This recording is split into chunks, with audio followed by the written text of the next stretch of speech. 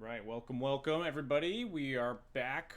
Another regularly scheduled Tuesday evening, Tuesday night streams with one small difference that's going to be happening for the next probably like 2 months or so is that we are not going to be streaming the prelim, which is good because our track record with prelims for the past 2 months has been god awful. I think I have genuinely never gotten better than 2-2 since I started the streams again. And I think I've played 3 off-stream prelims and then 3-1 or 4-0'd all of them. It's just I'm eternally cursed. But importantly, for those of you that didn't catch the stream or the VOD for Sunday's big showcase challenge stream, we made top 8 with this exact 75 you see in front of you, piloted by both me and Max Stortion. We made top 8, so we are qualified for the Legacy Showcase, which means I don't need any more QPs, which means I'm free from playing prelims until like August. I think the next showcase is in July. So we get to just like be normal and play leagues and stuff. It's very cool. Especially, it's like the perfect time for this because MH3 is about to come out. We just get to actually test stuff in leagues and like try new ideas and not be beholden to like being murdered in prelims constantly by really good Magic players all the time. Hey, Disbergner, no vowels in that one. Shot in the dark. Long-time Twitter follower, first-time stream watch. Excited to see some live Legacy content. Thanks for stopping by. I appreciate it.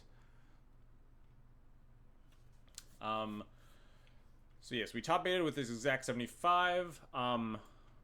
The One Ring specifically in Moon Stompy, there were some rumblings. Some people were a little bit mad with the way that me and Max phrased it, as if we invented One Ring in Moon Stompy, when that's not technically the case. People had been playing One Ring in Moon Stompy before, but I just want to say, just for everyone, I'm sure this won't help. People will continue to get mad at me, but like, this was the first coherent One Ring Moon Stompy list that I had seen. Max just sent me this list. I know I talked about it a lot during the Sunday stream, but this list looked very coherent when he showed it to me. I was just like, I'm in for this. The other One Rings lists, the ones that everyone kept posting, were just like 19 land, Caves of Chaos Adventurer, Carnage Interpreter, like cutting a bunch of hearses, playing a bunch of Trinispheres and stuff. Like, those lists were not coherent to me, and I don't take those into account when I'm processing like the things that interest me. As Moon Stompy, the things that make me think, oh, maybe this is a good idea to play, when I see that many things that I register immediately as the mistakes in deck building. Damage control, yeah, I mean, it's not gonna work. No one's gonna listen to this part. It doesn't really matter. I'm saying it for my own benefit mostly. Just love to hear myself talk. Hey, thanks, Gabofel. I was a big fan of this. Also, I guess, plug right up top, I made a sideboard guide for this list specifically. Goes along with all the other sideboard guides. I left the old Moon Stompy sideboard guide up there too, since I figured it's might as well just like I might as well not delete it and like pave over it with an updated list, because some people might want to look at the old list for reasons.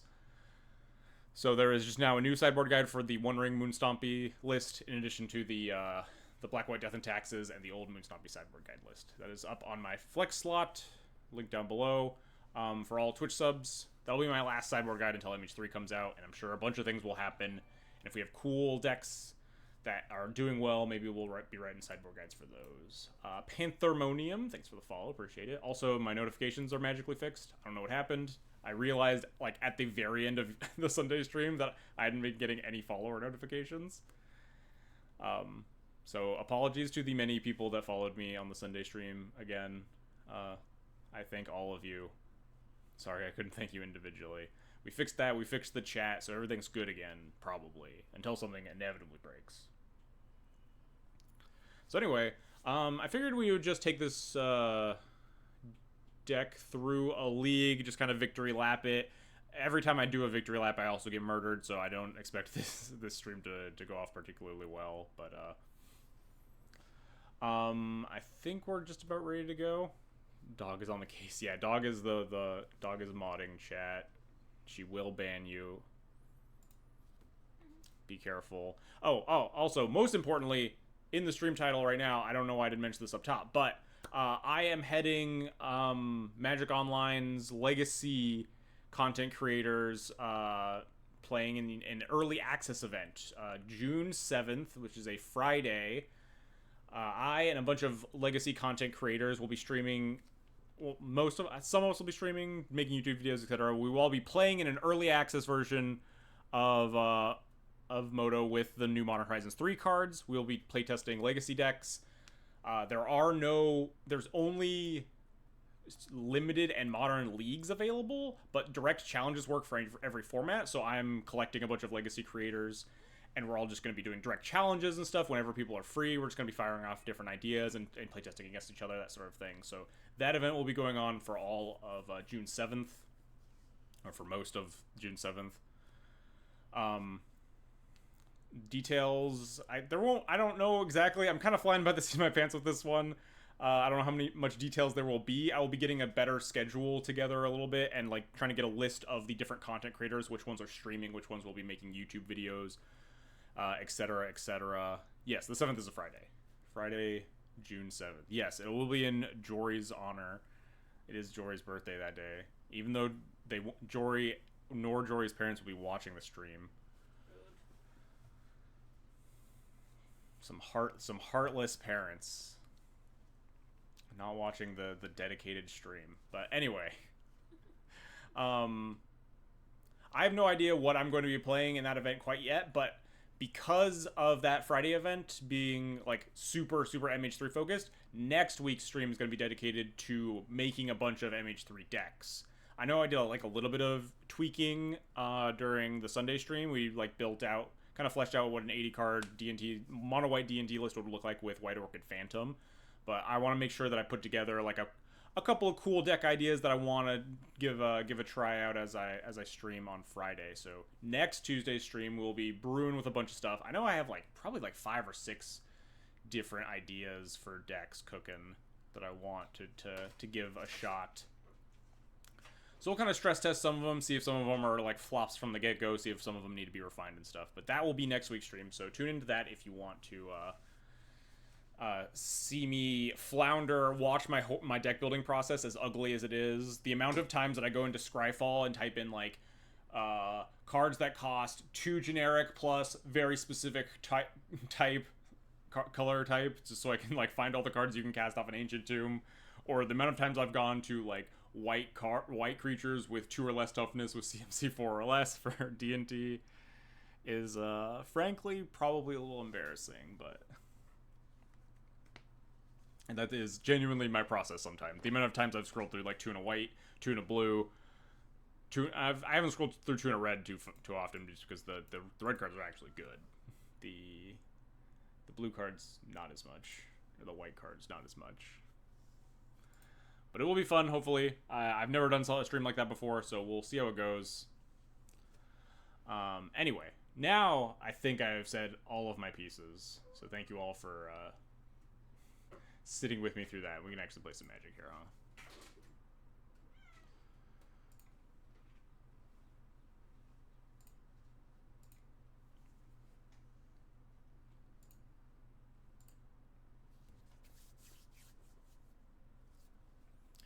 I really am itching to play with MH3 cards, though. I think a lot of people are just kind of exhausted of this meta, and if MH3 weren't coming out, I think they would probably do something about the scam deck, and it's just kind of frustrating. But we only have to wait like 2 more weeks, so we will just live with it a little bit. And plus we get one more victory lap for Mono Red. Took me to top 8, very excited. And is very good.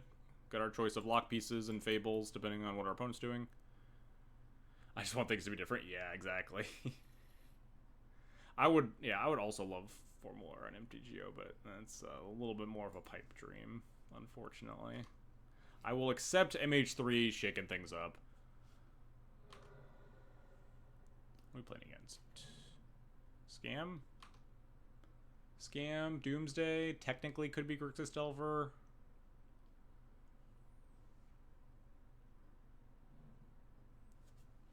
Yeah, that's the worst case scenario, I think, Mangork, is that Necro is extremely busted, and we will just have to suffer through like a month of Necro hell.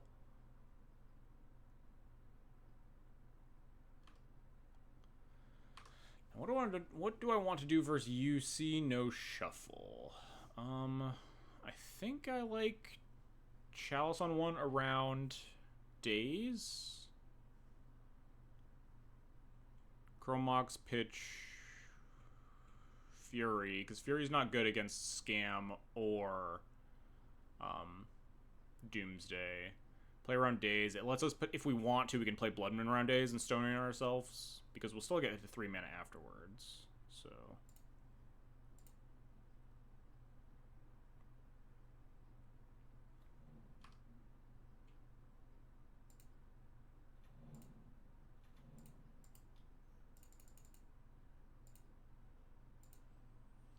yeah, I did watch a little bit of Tony's stream on Sunday as well, when he was like goldfishing with Necro, like he was using Necropotence as Necro Dominance essentially, and like playtesting a little bit,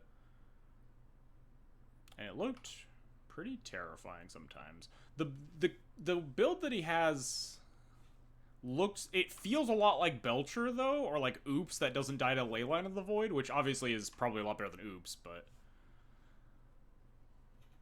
I'll be interested to see, like, if the more Belchery ones...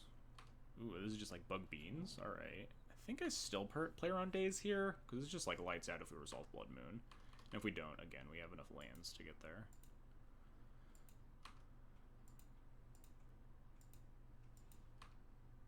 I don't think it's possible to prove anything. Like, you can say that a deck has, like, a super consistent turn 1 or ever, but, like...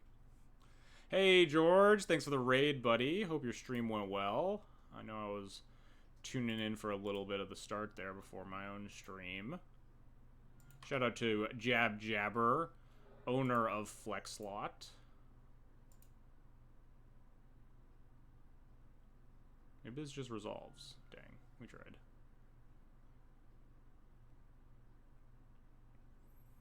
Yeah, definitely. It folds to, like, less hate than Oops does, certainly. And it is pretty awkward that, like, sometimes you're even, like, a Mindbreak Trap. Okay, they did have the Days, at least. Sometimes even a Mindbreak Trap won't work if you just have, like, Dark Ritual Necro. The trap doesn't do anything.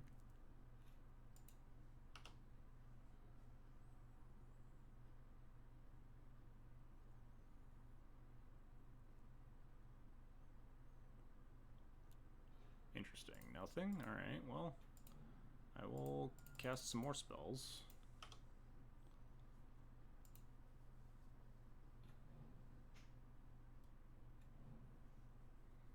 What do they have here? Just Bowmaster? Bowmaster would be kind of annoying, but, like, not that keen on looting anyway. Both the cards in my hand are okay.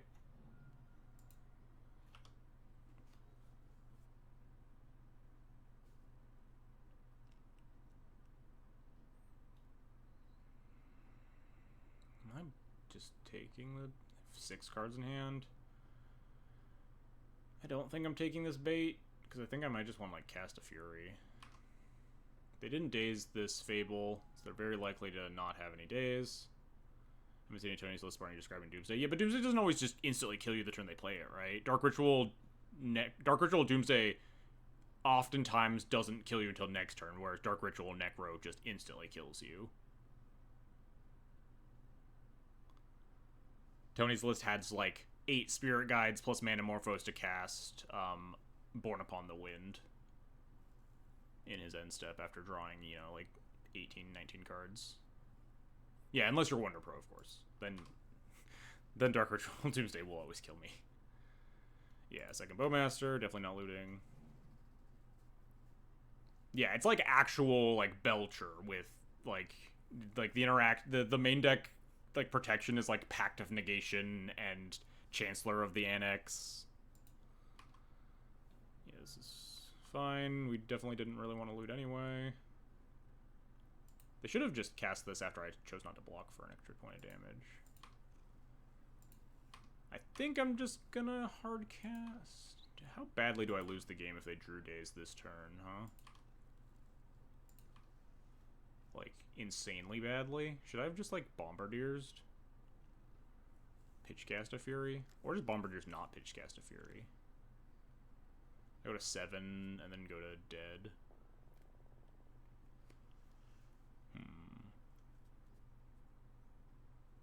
Could also just hard cast, just cast a Shatter Skull. Ping ping, leave a thing in play? They don't have days.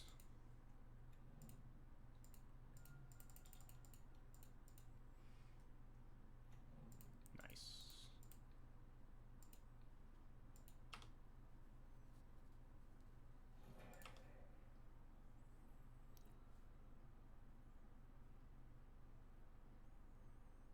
But yeah, Tony's deck definitely looks scary. I will be a little frustrated if it's like tier 0.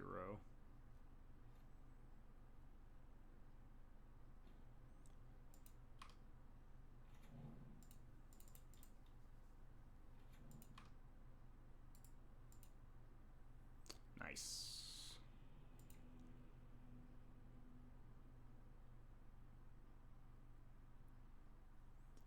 I was like, Cranial Ram should get pre-banned in Pauper. Well, yeah, I imagine it probably won't be too long for this world. But I'm no Pauper player. Although I am a Pauper player next month. MTGO also announced the creator clashes, whatever, the creator showdowns, starting in June. There's a Pauper one on June 15th that I will be participating in. So I will get to be playing week 1 Cranial Ram Pauper, which will be probably a lot of fun. I used to actually play Pauper back in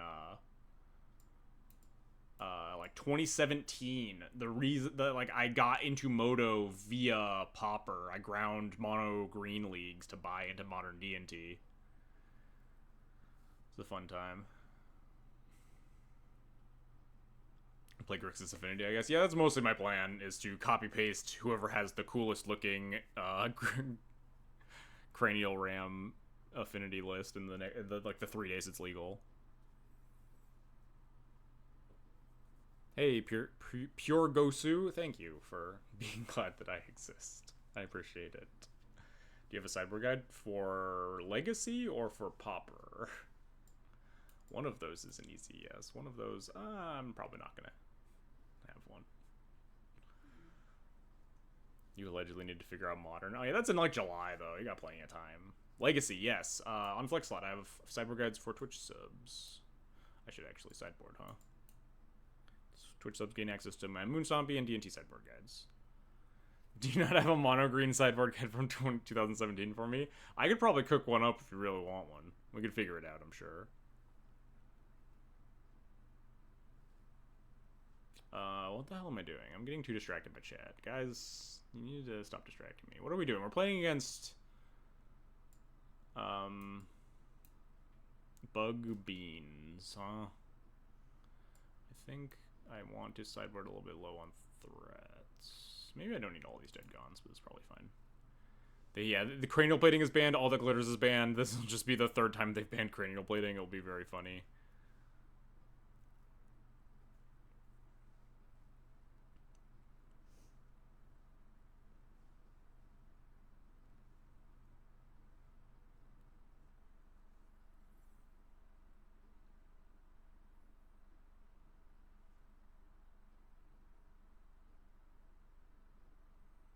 It's funny.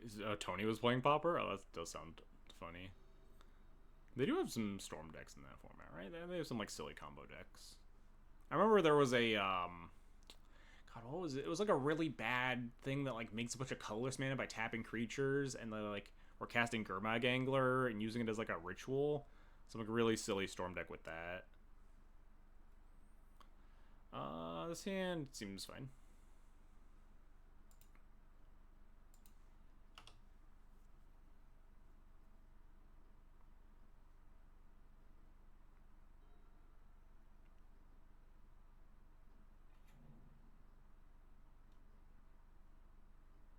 Metamorphosis, yeah, that sounds right. I remember that popping up on like Twitter for a little bit.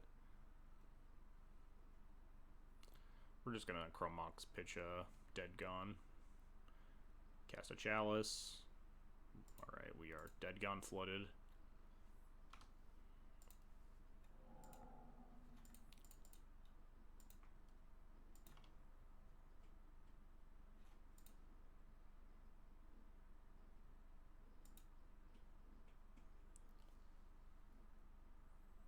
Actual real reanimate deck too. Man, I don't know anything about Pauper. I truly do not. I'm like so out of touch with that format. Didn't cut Dog's Claws since Sunday. They're killing me. Is this okay, I thought it was gonna be blow up your chalice. Beans is much better. Soul Land? Crow Monks. Immune Spear good.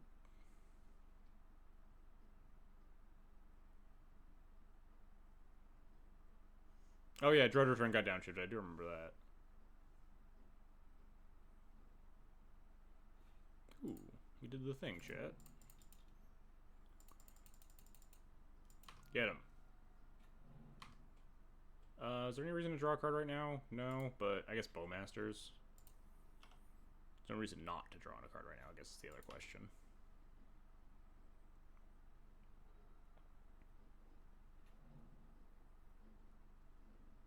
So we do have to be wary of Bowmasters versus our the One Ring. I couldn't even tell if that was a One Ring. I also, like, briefly had to figure it out. These are the rings that I would play in paper, though. Hell yeah. I have, like, all messed up arts in Moon Stompy. It's just, like, impossible to tell what any of the cards are. It's great. So we do have to be pretty cognizant of our own life total here. Yes, exactly. Magic cards, Moon Stompy. Good way of putting it. So I'm getting very, very, very, very distinct Orcish Bowmaster vibes, huh?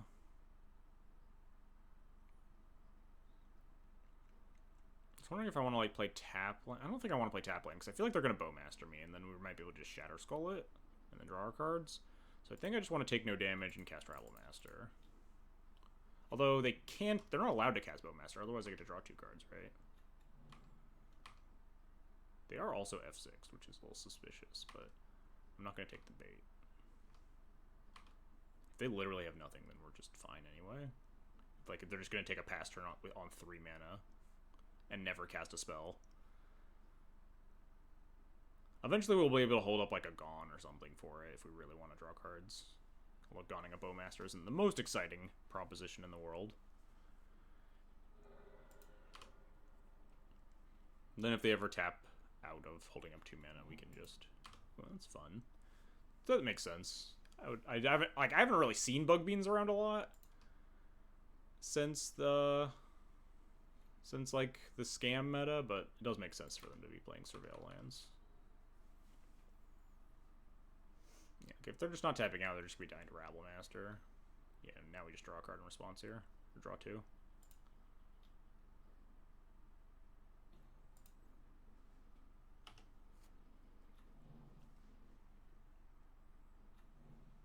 Mystic Sanctuary back the Ponder? Sure. No, they don't.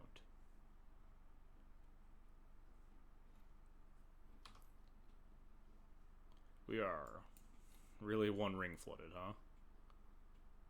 How do you draw 2? By what? By tapping it? And then drawing 2 cards?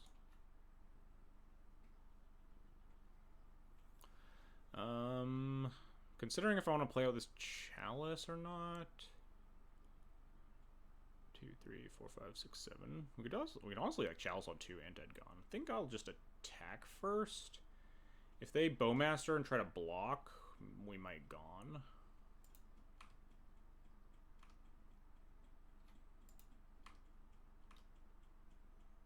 Or we might just like draw 3 cards. Or they might just have nothing ever at all.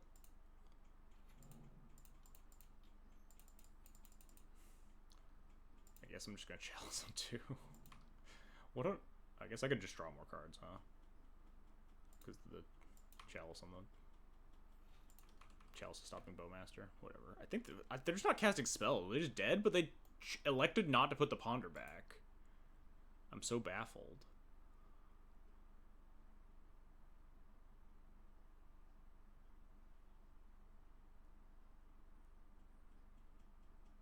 Like, what is happening? They just went beans, didn't put Ponder on top. What's about to happen? Oh, they didn't put Ponder on top because the Chalice, duh. Yeah. Is their hand just all 1-drops and they just lost to the Chalice? You're all better at looking at the board state than I am, Chad. I agree. Nice. They just like feeding a Murktide? No, they just cast a Murktide. What is happening? Chad, do you have any idea what's going on? 3 more cards. Oh no, I can't cast my Hearse. Okay, they're dead. We did it, I guess. Weird. Opponent took no relevant game actions. I think our opponent is the average Bugged Beans player. I guess that's fair. There's a reason they were on Bugged Beans in this league.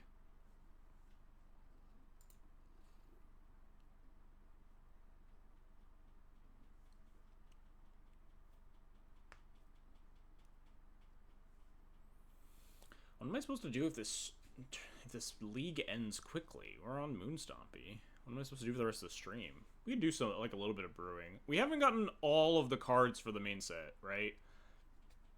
And I think they're doing commander decks 1 a day?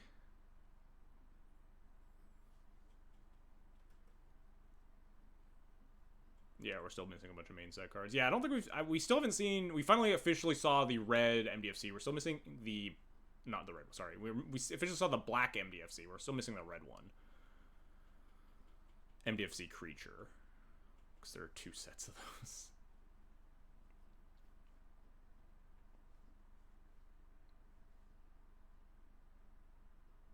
Also, again, since we're talking spoilers and stuff, no leaks. Opponent's name is sick. Death, Metal, and Taxes. That's a good one. That's a good moto name.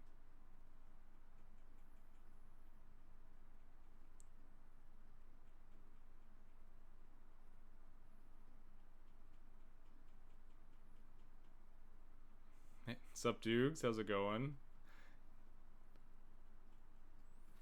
Dukes also in the creator program. Will be doing some legacy on the 7th, hopefully. Seems a little dicey, but we'll keep it. It's got a lot of good options, like turn 1 Moon, turn 2 Hearse potentially, or turn 1 Hearse depending on the deck. Is acceptable. I think for Delta Go, I might just play Hearse off City of Traders. Do you think your opponent's on Death and Taxes? Well, they had 60 cards. Ooh, that's much better. I assumed that they were not on Death and Taxes because they didn't reveal Yorion, but they could have been. The sand is not very good against Death and Taxes. Come on, daze this. You know you want to, opponent.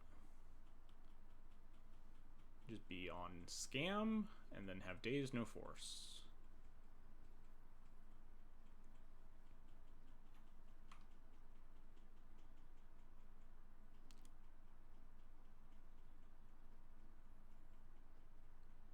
Float the mana.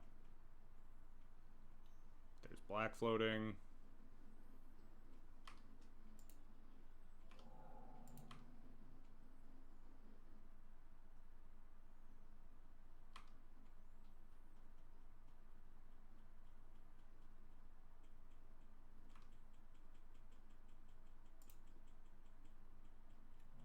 Nice. Just on regular Scam, it appears. That Wasteland's fine. We happen to still have 3 mana in our hand.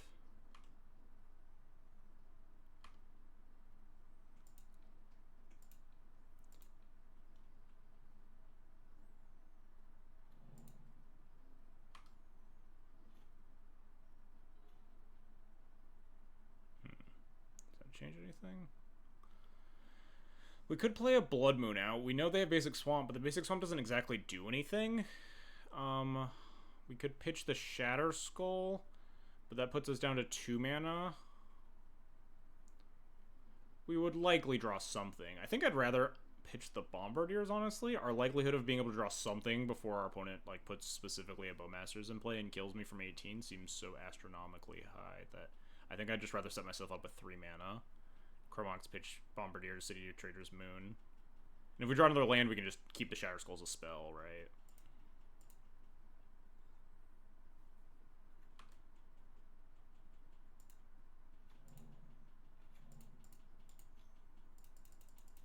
This plane is better if we draw spells or lands.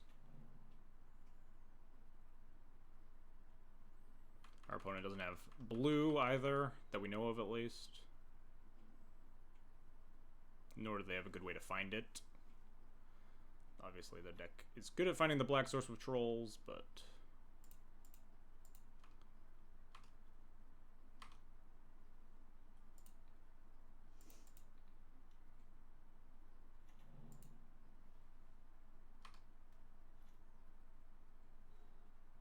that works.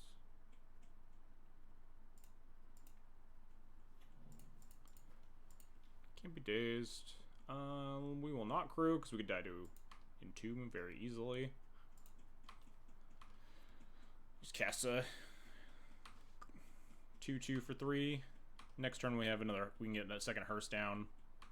Potentially start crewing 1. Or use it as, like, fodder. Oh, I shouldn't yield, because I still have, they're not even playing out their underground seed they fetched.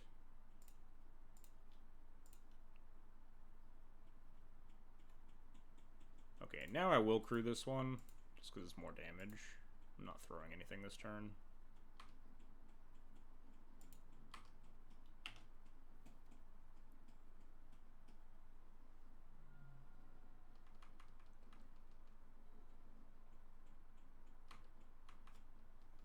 Opponent is... yeah, pretty close to locked out here. Yeah.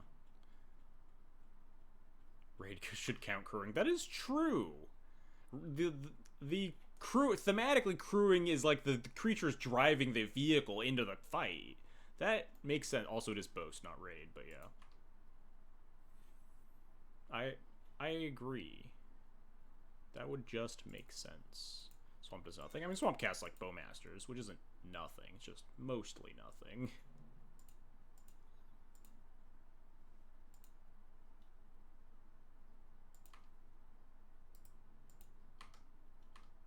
Is this lethal? Is this one off? Oh no, this is lethal because we have the Spirit Guide. Ding.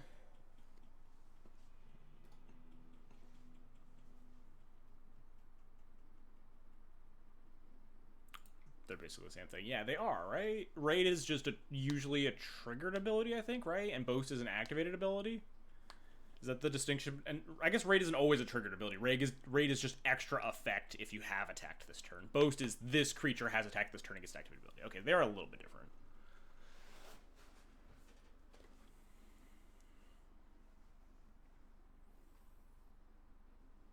Weird flavor. You're too subject to attack your abilities, but you can drive a car full of corpses.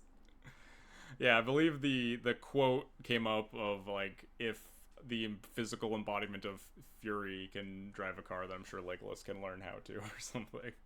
If you evoke a Fury and it can get in a car for a turn and thrash your opponent, like, not sure what the flavor is there exactly. Yeah, raid's an ability word. That's the term that I'm looking for.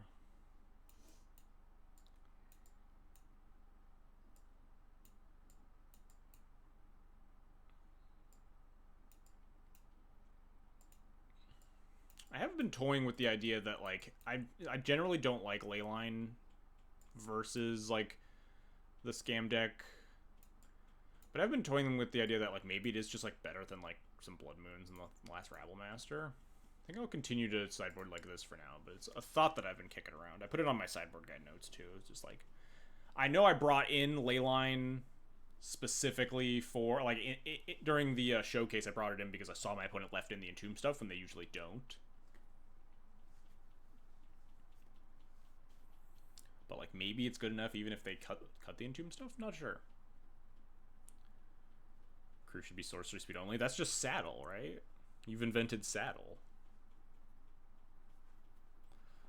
This hand doesn't have enough lands. It's, like, really close. We'd be really happy with a land. We could have turn 1 Chromok, or turn 1 Chalice or Hearse with Pyroblast backup.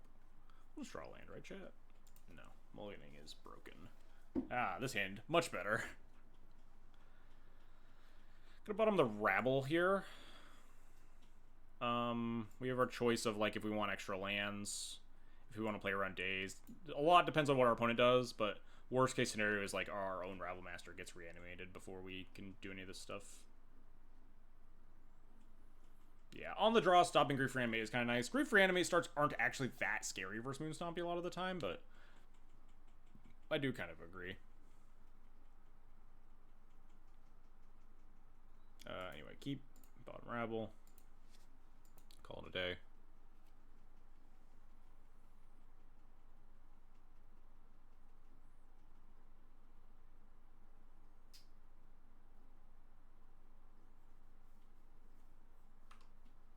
As someone who basically exclusively plays Legacy LHC Dash, I am completely fine with vehicle design space because like there's exactly one vehicle that's playable in Legacy, and it's like a really cool designed one that's not just like ubiquitous in every blue deck.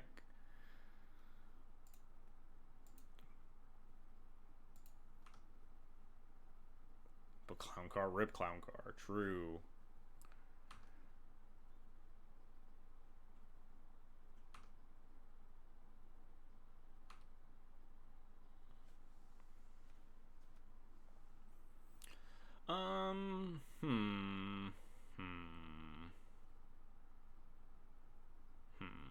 What do we do here? So I could Chromox, Shatter Skull Smashing, pitch Fable Cast, Hearse or Chalice with Spirit Guide backup. Probably Hearse? I think I'd play Hearse. I'm always terrified of just Entomb Anime Dead starts. Chalice is generally better, though. Chromox is worse versus, like, the Ratchet Bombs and stuff. Chalice of the Void, did I say Chromox? Chalice of the Void is worse if they just go, like, Ratchet Bomb or whatever that I've started to see in a lot of blue-black sideboards. I could also just pitch the Shatter Skull and go Chromox, pitch Shatter Skull, City, cast Chalice or Hearse, which is worse against Wasteland by far.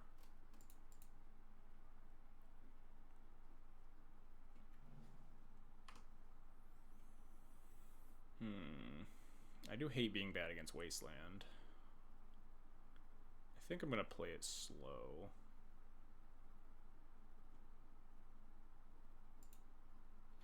I'm not super confident in this decision, honestly. But I think I will go Hearse here.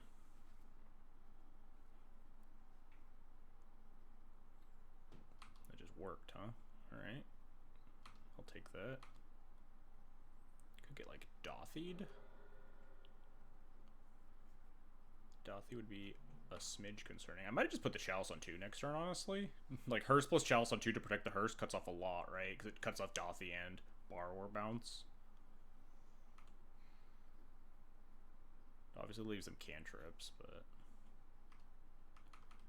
And, like, Hardcast Borrower Punch you. Oh no, we're getting Dothied. Time to die in 6 turns.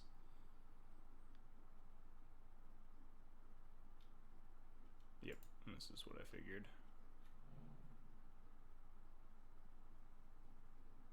Yeah, Grief after Dothy makes some sense. Try to get a free card. Hey, Paulin Ho 123, thanks for the follow. This is kind of fine because most of our cards are bad. The Grief doesn't matter a ton.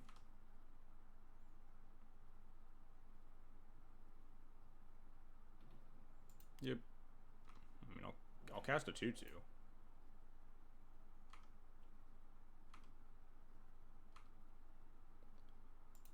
Or we'll just draw something much better. Who knows?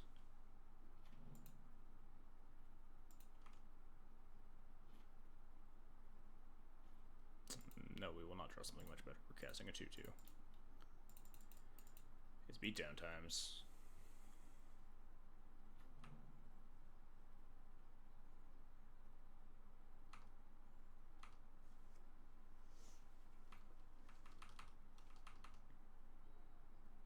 Remember when creatures could be blocked? I don't. It's been a long time since I've blocked a creature.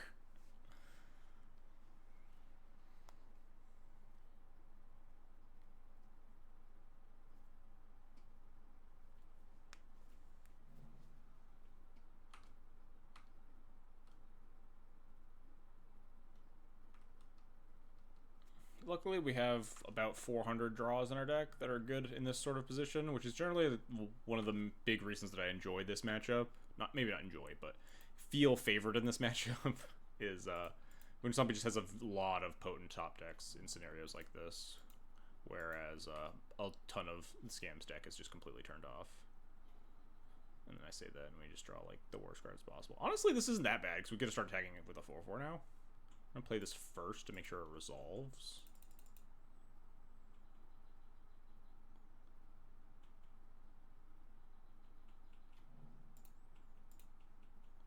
And then we go to beat downtown with a 4/4.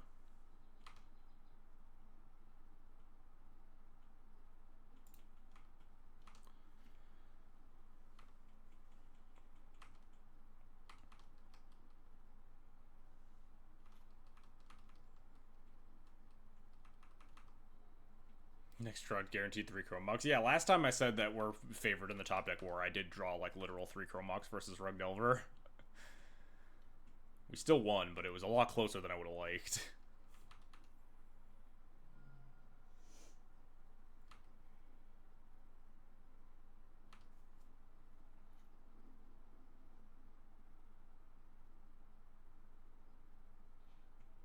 Alright, we take that. That's online next turn.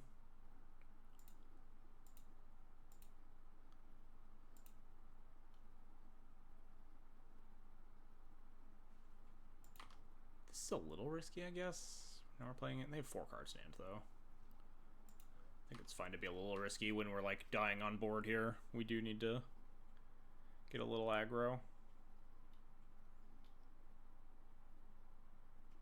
Okay, that's fine by me.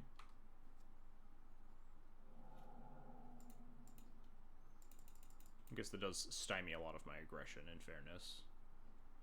But it also doesn't... It means that I'm not dead to, like, bounce the untapped hearse, try to kill you. But, I mean, I imagine they probably don't have the entomb stuff right now. Anyway.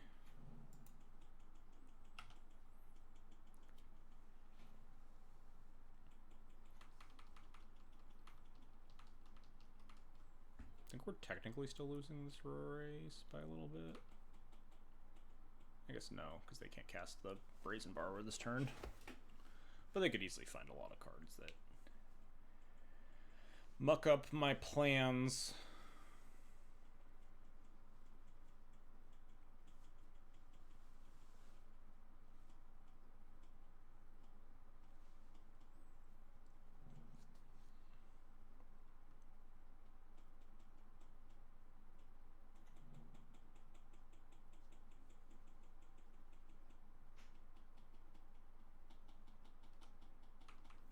Tag me for 3. No Wasteland is nice.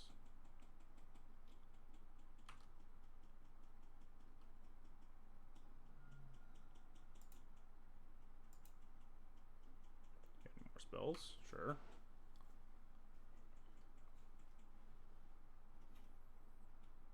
Basic Island means no second Dothy is good. What does this mean? Oh. Fair enough.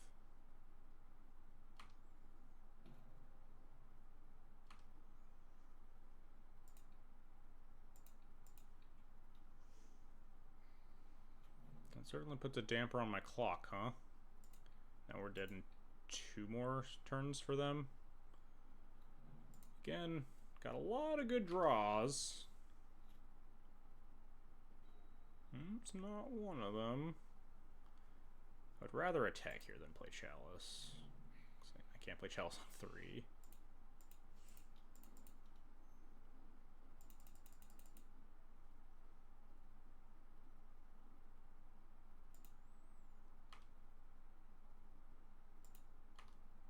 You missed so much of the stream because you said it was a 7 p.m. prelim. You started at 6 p.m. Yeah, I mean, that's what I usually do.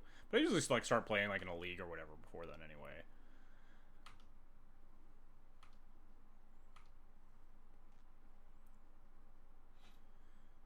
We have 1, 2, 3, 4, 5. We don't have a lot showing. If they just attack, say go, we have to top deck Dead Gone or Blast or Shatter Skull Smashing. Again, lots of cards we could top deck. And then we're not going to, because I talked so much shit about how good we are in these positions. We are just going to instantly die to Brazen Bar or Dothy here after we top deck nothing. Yep. That do be how it goes.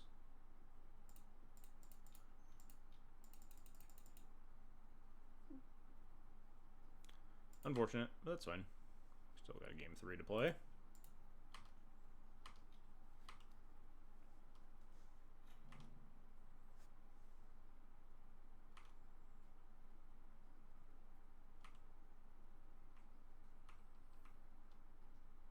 Yeah, they were actually like dead without the bounce on the 4/4 hearse. This was exact lethal.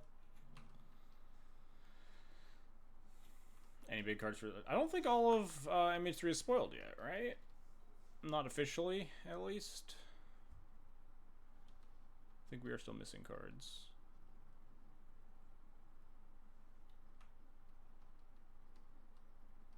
On Sunday we checked, we're still missing like 100.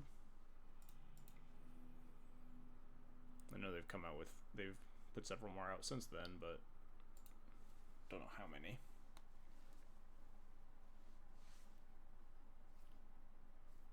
And then there's still the commander cards too, which I think they just like spoiled the energy deck today or something.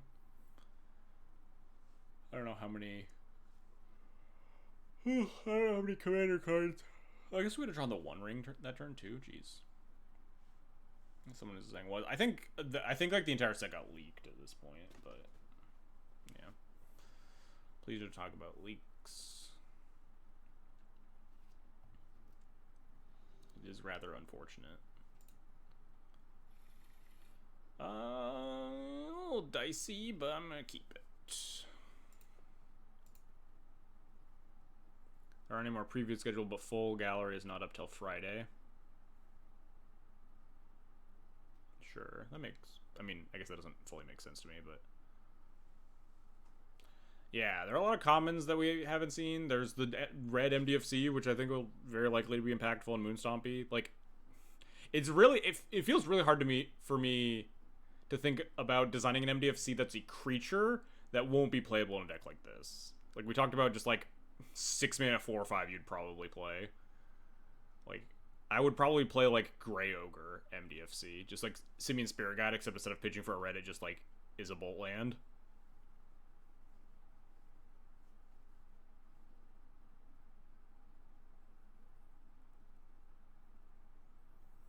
And then, yeah, I think, like Unholy Heat was in, like, the last, like common, uncommon, like, dumps towards the end. So there could definitely be some, like, role players that we just haven't seen yet.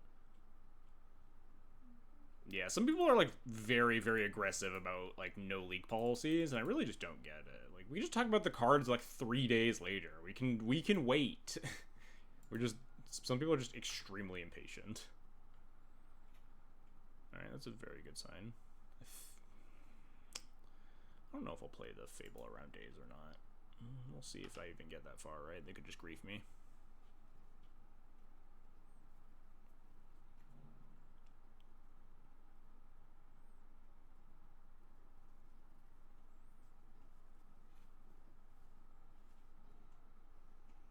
That seems better.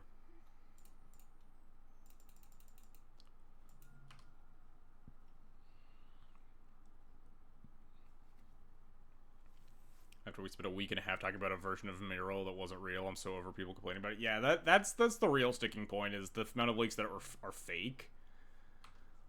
Like, all the extra time and effort we spent people like talking about cards that aren't real, like like when they tried to pretend, the leakers tried to pretend that Brainstorm was going to be printed in Modern. Like, come on.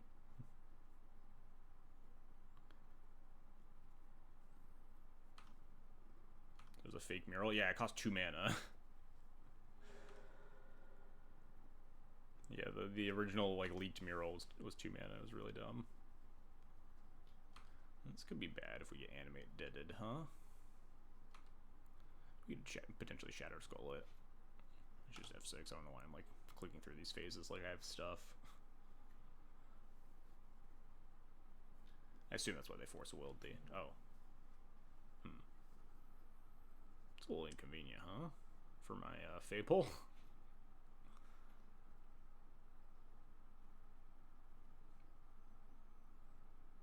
feel like I still have to play the Fable, just for the loot, right? They're gonna keg my token and my chalice. But I just, like, this hand really, really, really wants to loot. And they're just gonna keg, reanimate this troll. We're gonna be in a little bit dire straits, and we're gonna want to try to draw towards Dead Gun or something. Yeah, I think I just have to take this.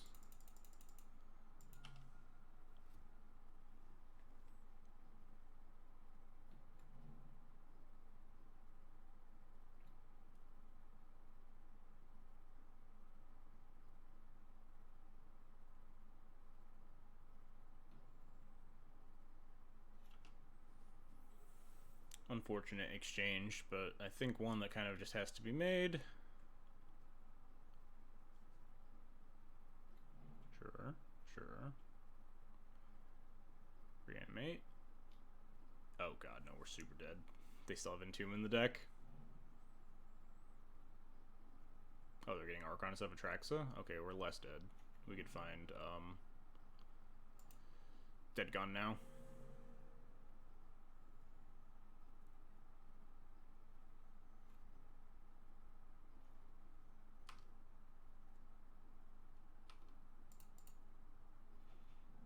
Yeah, like that.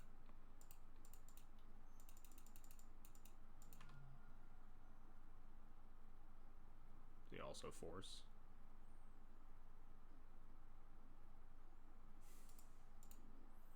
Well, we tried.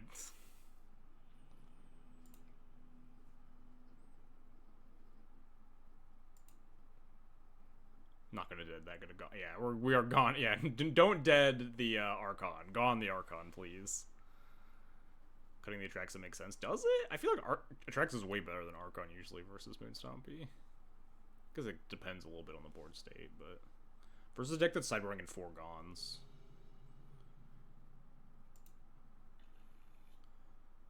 Nope.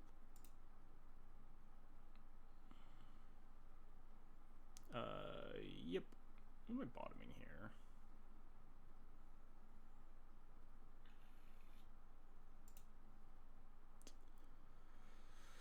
One Ring or Bombardiers? I feel like we're going to be taking a lot of damage here. One Ring's a little scary.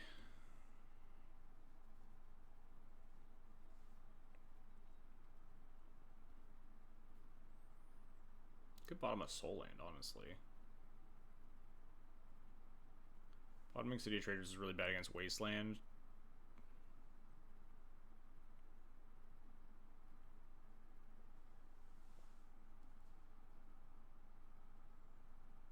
I think I just want to bottom Bombardiers here and be fine with it.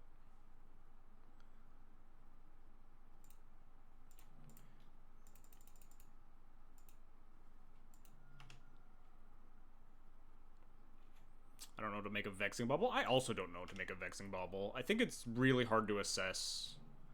Like, the range, the power level range is obviously, like, much worse in Modern, and then as you go towards Vintage, it gets much, much better.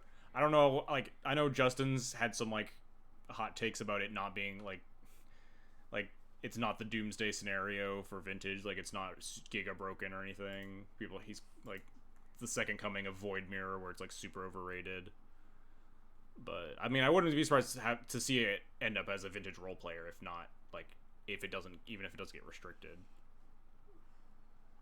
But Legacy is kind of the weird sweet spot between Modern and Vintage, where I'm not 100% sure.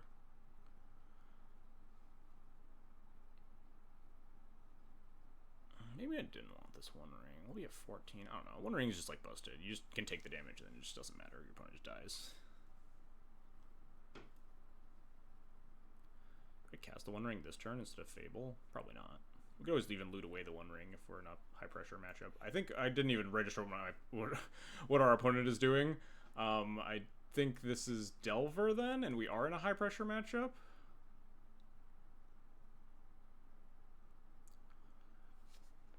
If that's the case, what do we want to do?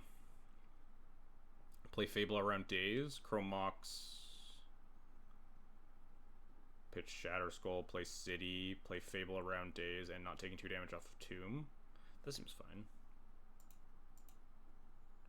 Although playing this Chrome Mox out, I guess, makes the Fable worse because our loots are bad. What if we just played the Ring this turn?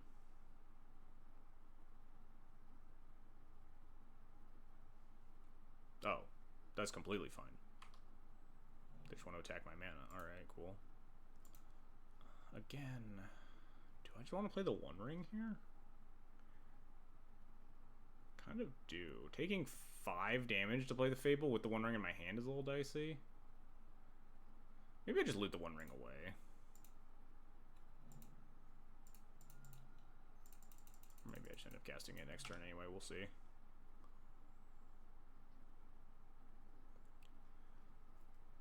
They also have days. Like, mostly still fine, I think. Again, we just have the One Ring afterwards. Yep.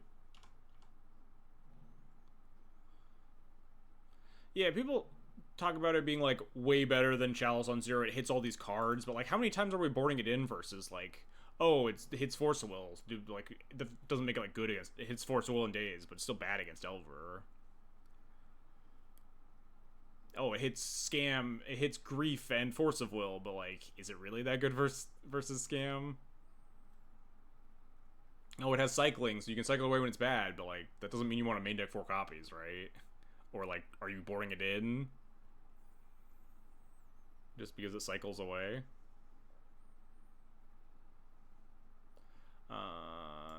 Yeah, we got the One Ring, we'll play the One Ring. I'm a little bit scared of just getting Murktided next turn and not really having an ability to answer that. Almost makes me want to play this like next turn when there's a Murktide in play.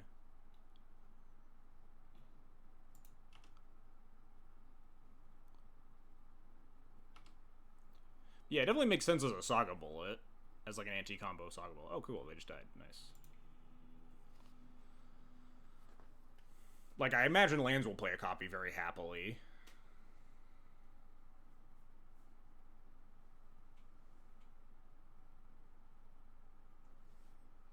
A decent chunk of Saga decks will play a copy happily.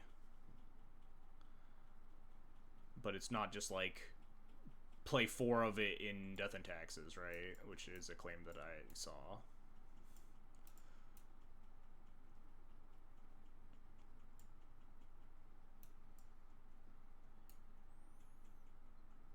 What are we playing against? Delver, we assume? We saw Daze, we saw Bauble, we saw Volcanic Island, we saw Force Litigation, Pitch Spell Pierce. Yeah, this is just Delver.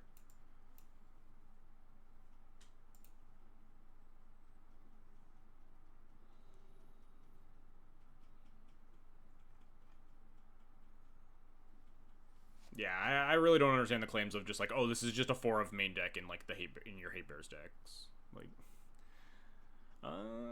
this hand's fine, not thrilling. I hate hands that are really weak to Meltdown, and this hand kind of just has to be. Possibility that I don't even play the Chromox and I just use the Spirit Guide to pay for the days if they have it. It means that we're like down a permanent red source and have to pitch a real red card later, but it exposes us to Meltdown way less.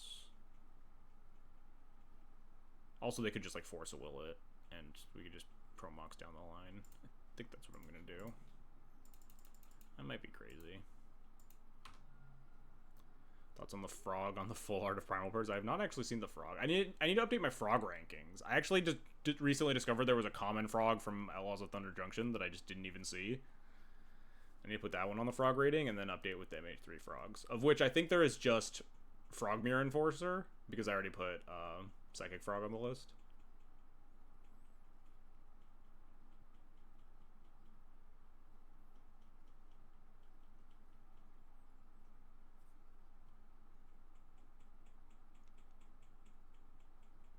What you got, opponent? That's it so far. That is true. We haven't seen like 100 cards. There could be more frogs. We still have hope. There is there's like a mass like Frogify Storm card, right? But it's not a frog creature type, so it doesn't get put on the list. Yeah, I didn't review like Turn to Frog or like the mass Turn to Frog card, whatever that's called. I only review cards with creature type frog.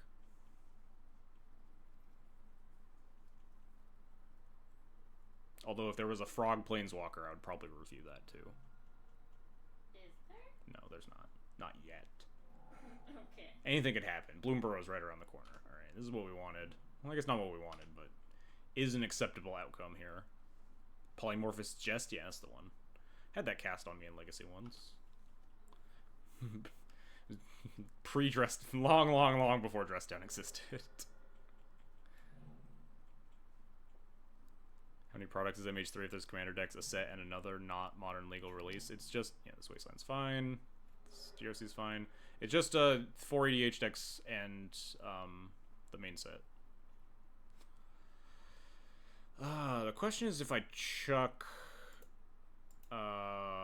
this Chromox at the DRC.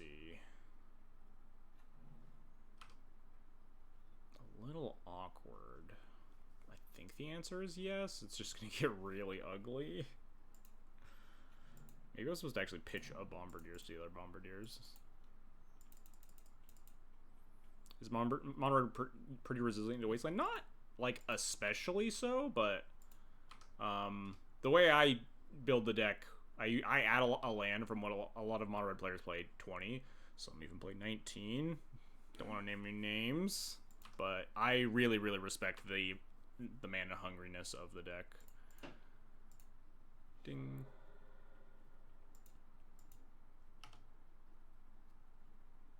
Does Tatsunari Toad Rider count? He's not currently on the list. I could see an argument for him counting.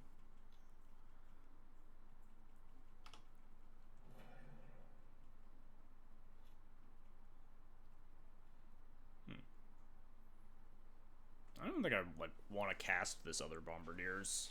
Opponent has 2 cards in hand. We have nothing to throw or throw at. I think I'll just wait. I don't think 2 damage is going to make or break this game open.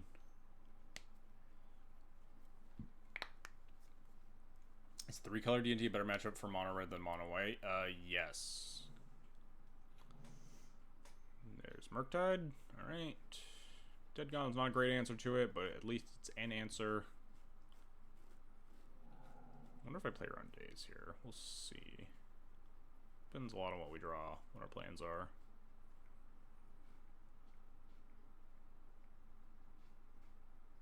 Yeah, it's better matchup because you have the ability to, like, cheese games with Blood Moon, but it's just still definitely not a good one. Not a one I'm happy to see at all.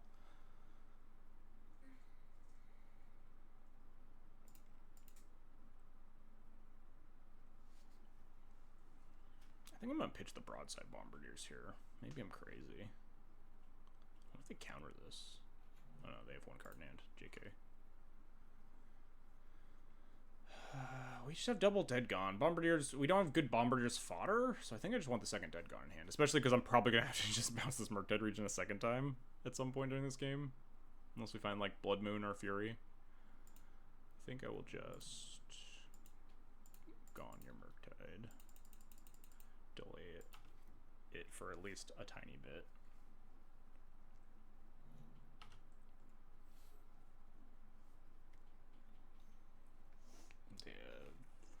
Red meltdown? You only need to meltdown for 1 red, but sure. What else could this be? Red. Some other weird shatter that isn't meltdown? I mean, like a braid or shenanigans Micromox?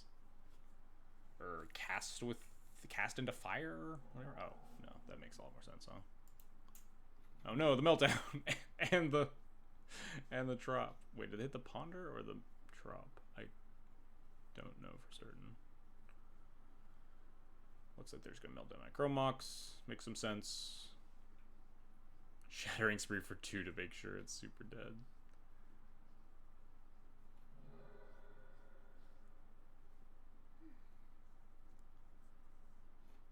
Alright. It looks like we're not gonna win this game unless we top deck Blood Moon right now. Blood Moon. Actually, maybe Hearse would do it too, honestly. But I'll really take a Blood Moon right now. If you want to deliver something nice for me, deck.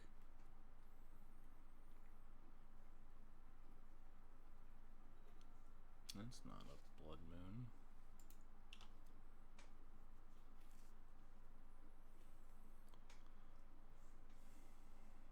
At At least I think they're incentivized to play Questing Druid here, which means we have another turn to draw Hearse. But now we're going to not draw Blood Moon, because I'm pretty sure I'm going to have to dead this Questing Druid with a trigger on the stack.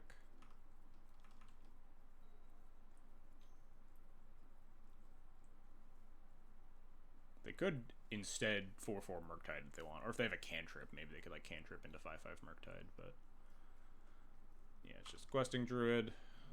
If they cast another spell, I just have to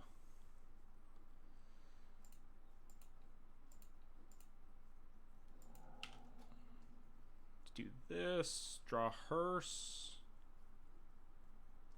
and then also draw an answer for the Delver. Gonna get pretty ugly pretty quick.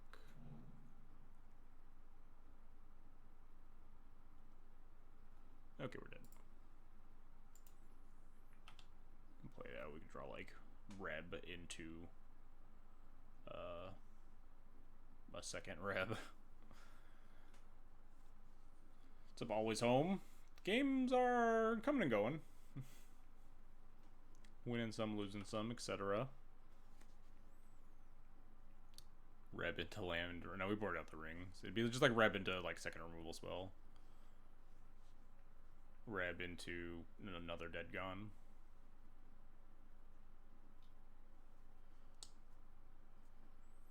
Delver not flipping is nice. A nice little treat for me.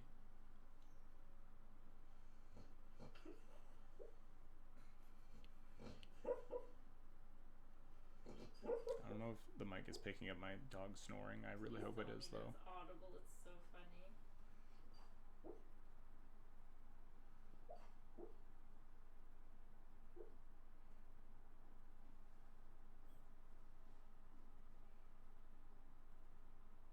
She's having dreams about something. Her feet are twitching. I can see her eyes, her eyelids moving. Reb? Red Elemental Blast.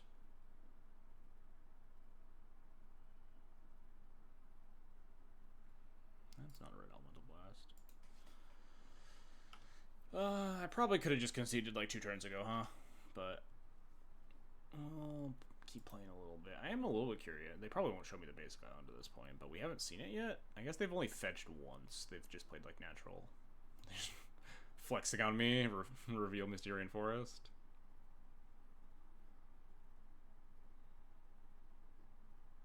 Not that I think knowledge of Basic Island would really affect my decisions in this game, but Red Elemental Blast. Bang. Bang, bang, bang. Oh, there it is. We found the Unlicensors, chat.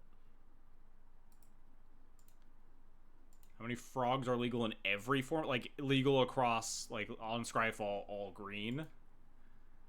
Whew.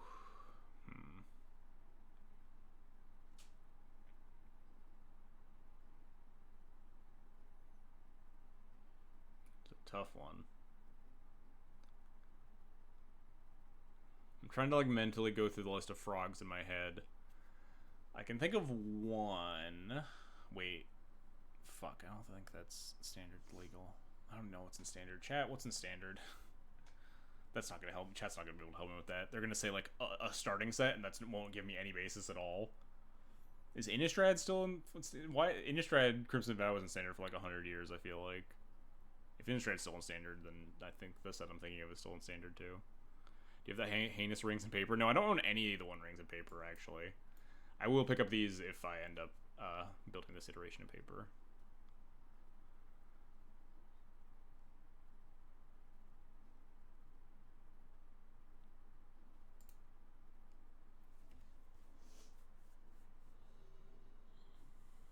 Does Thalia riding Get Rug in a battle count? I don't. My guess would be that Thalia and the Get Rug monster is not penny legal.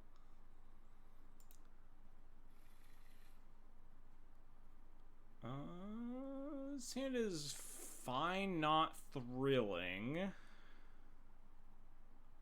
I will keep it.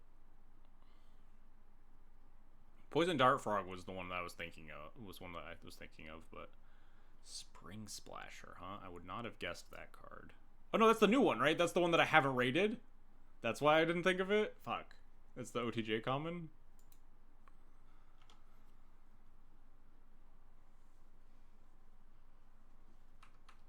Hopper not being legal in Penny is hilarious. That makes sense, right? Because people have like played it in like some like weird like tokeny decks and Pioneer or whatnot, and what have you.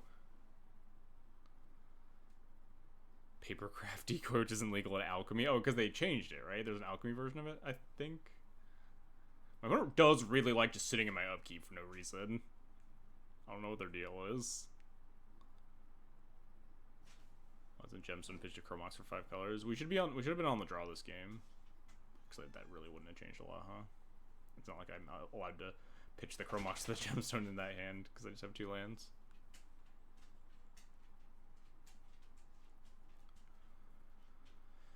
I assume you'll just match into Wonder Pro. Wonder Pro was in the stream earlier. He will probably spite Q into me while he's also playing in the prelim. Do you think he misses you? Wait, he doesn't need to play prelims either, right?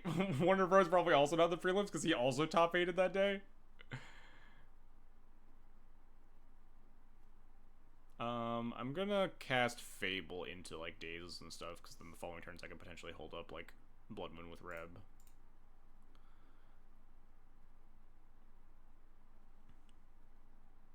Who even beats Wonder Pro? Max did with the same deck. It is like Wonder Pro is obviously a god gamer, but it is specifically it's very much a me problem. He is my Moto nemesis. I could just like pitch the Blood Moon and just try to win Fables. I don't think I want to though. That is true. Max does play Doomsday. He genuinely Max is probably more proficient in the matchup than I am, almost certainly. Drop it 2/2 for continuity's sake. It's so fucked up. Yeah, this is fine. Next turn we'll play Blood Moon. What did they fetch? Volcanic? Alright, we can try to Blood Moon him here.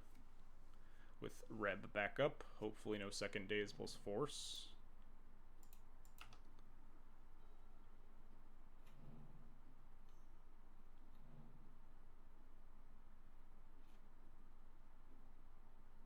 Soul Land would be really nice. Regular Land would be nice too, because we could keep our Sokensen. Alright, we'll take that.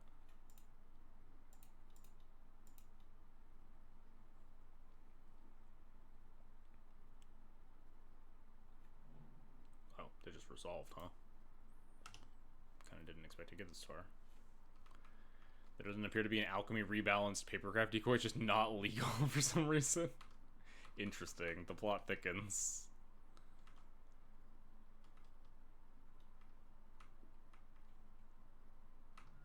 Alright, I'm just gonna let them attack into my Sokensen this turn, I think. Unless we draw something real spicy.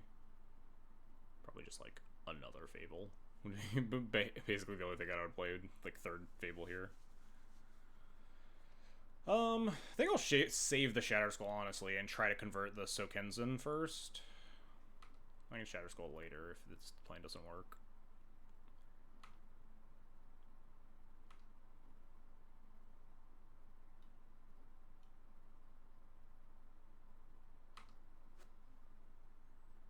Could get got by like a bolt, depends on how the Surveil goes here too.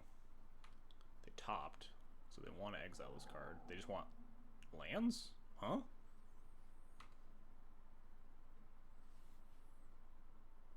They just want more mountains?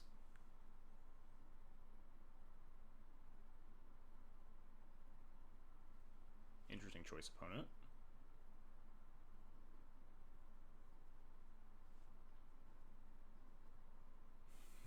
No cards with paper in the name are illegal in Alchemy.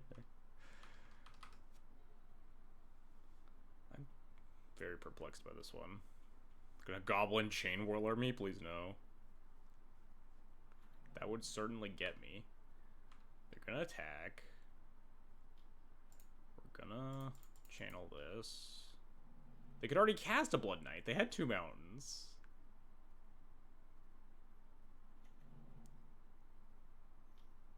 They will bolt 1. They can't get Delirium. They might have 2 bolts. Nope.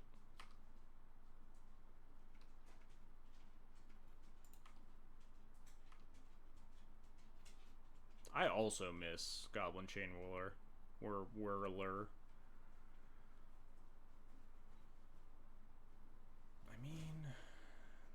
clearly didn't have second bolt. Last time I hemmed and hawed about this, it was just like very clearly the correct play to just jam the Fury and start attacking. If they had bolt, they would have cast it on the other 1/1 to save their channeler. This also gets rid of both of my removal spells. They're down a channeler. I think I just want to kill them.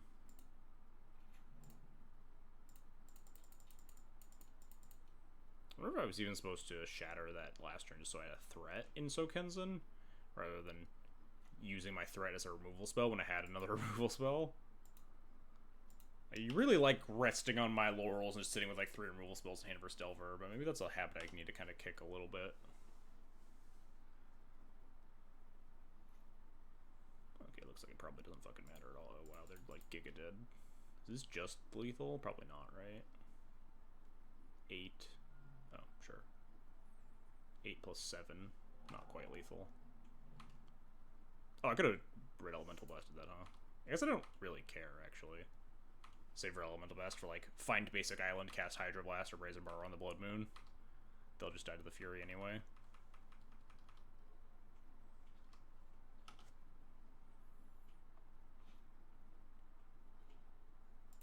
Yeah, sure, why not?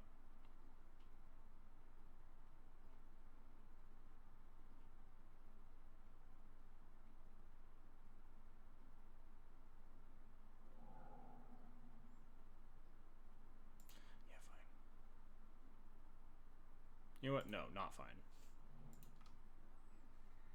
I think it's not correct to cast. I think I'm supposed to blast the first force. I'm not supposed to blast that force. Because, like, the Hearse is way too slow to be relevant. If they find the answer this turn, if they, like, find Hydro... Like, Basic Island, Hydro Blast, Murktide Regent, right? The Hearse is not going to do anything. I was gonna look so fucking smart when they cast Hydro Blast off that goddamn island, and then they just cast Ponder. Man, I think I am supposed to blast this, though, because then they just lose, right? They just can't Bolt the Fury, they're 6 and die. I was gonna look so smart, chat.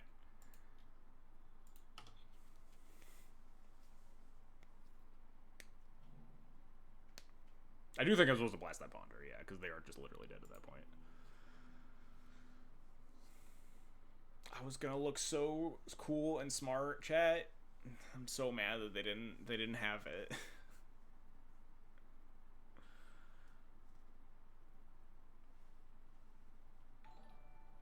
Hey, Mustelide, thanks for the follow, I appreciate it.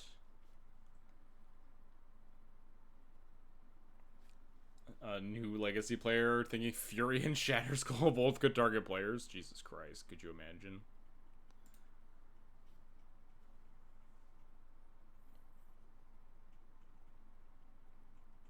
Shatterskull doubles at X equals 6 too, right?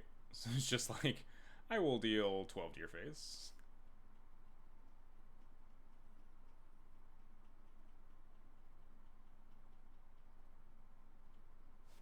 Fury is just like pitch cast Fire Blast that you can just like spread. I do agree with that sentiment, KD. Nothing like cards just don't go face anymore. It does kind of suck.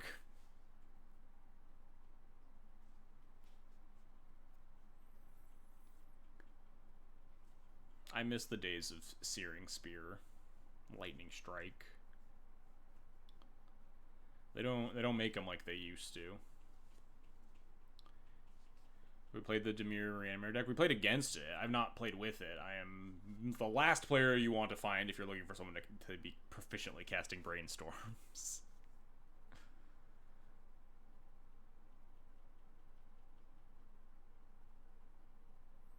This is not a Brainstorm stream.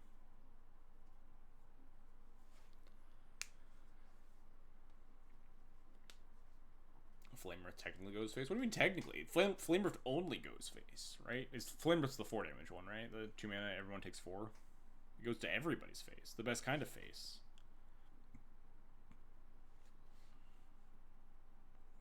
I miss the days of Fire Ambush.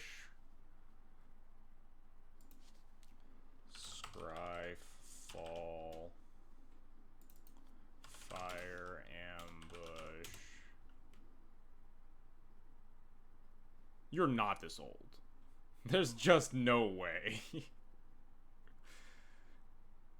You did not cast this card when it was printed.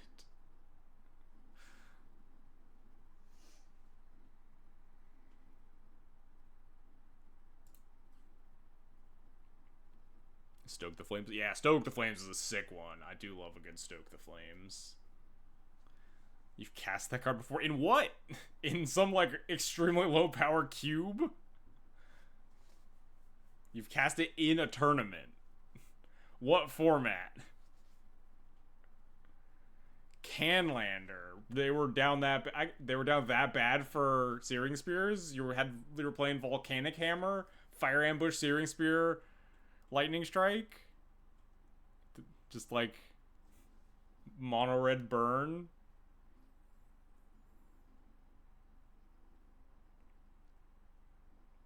Every shock, every lightning strike. Jesus Christ. I did actually do that in Dual Commander once. I played a Zergo mono red deck. I didn't have a Fire Ambush in my deck. Probably because I didn't know it existed, honestly.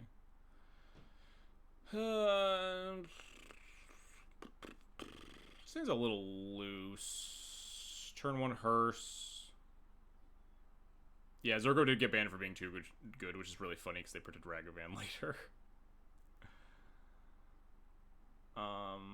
But yeah, mono red and Commander, like, consistently having a two power creature to play on turn 1, which means you just could cut all of the 1-drops and just like focus on the 2-drop slot, was actually really sick for that deck.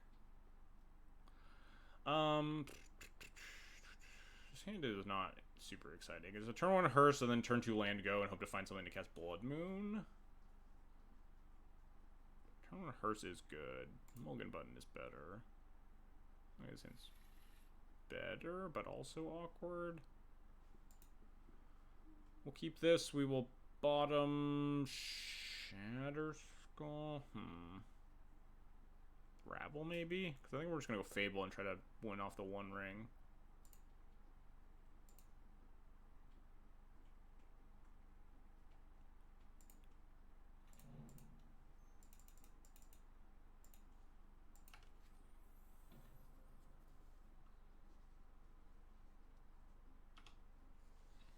Dog, don't think about it. Just thinking about it. She's thinking about it. Oh, fuck. Is this the mirror? We just played City Trader's Chalice and 1 in the mirror. Great. On our Molda 6. Sin was actually kind of cracked in the mirror if I knew it was the mirror and we just bottomed the Chalice and just go, like, Mountain Go. We have Fable in the 1 ring, which are, like, easily the 2 best... Oh, not the mirror. Initiative? It's pretty bad against Initiative, huh? Yeah. Kind of wish I'd played a Chalice on 0, huh? I mean, if we were on the draw to gain that knowledge, we would have just got turn 1 Dungeoneered anyway. MTG Bot said it was the mirror in line. I very rarely believe MTG Bot, in fairness. Oh, hey, wait. Hold on. This card's kind of a sick draw, huh? We can't actually kill the Dungeoneer, but we could, like, fight over initiative at least.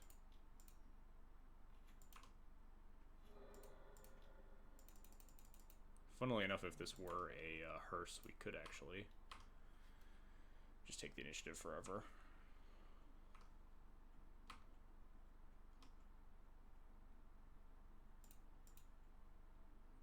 This saves us a lot of points of damage, though.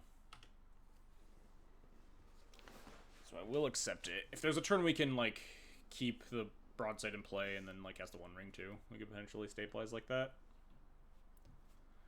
Reveal Solitude. Well, so much for that plan. Broadside is dead next turn. And we cannot draw Fury to clear this Dungeoneer. Oh, I guess we can, right? Because we could boast still. We cannot draw a 3-drop, though.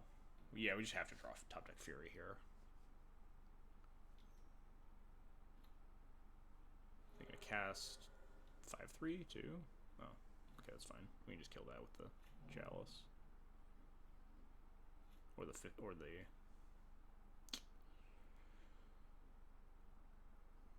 Yeah, this is fine, not great. We can throw the Chalice at the Shaman and play our own Fable, and then we'll have 4 mana to play the ring, and hopefully we'll have a Goblin Shaman around still. We will still have to figure out how to win after that, but...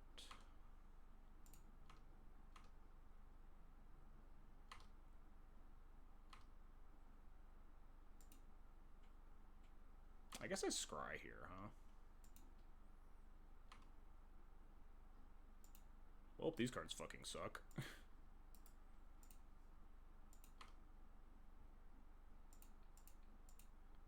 Get out of here.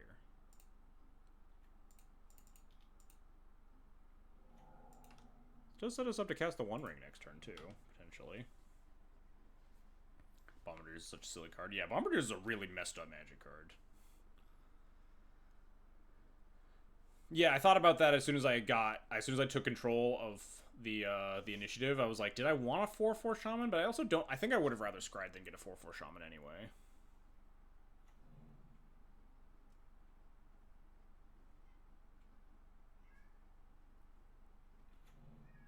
Pigeon Anointed Peacekeeper, sure.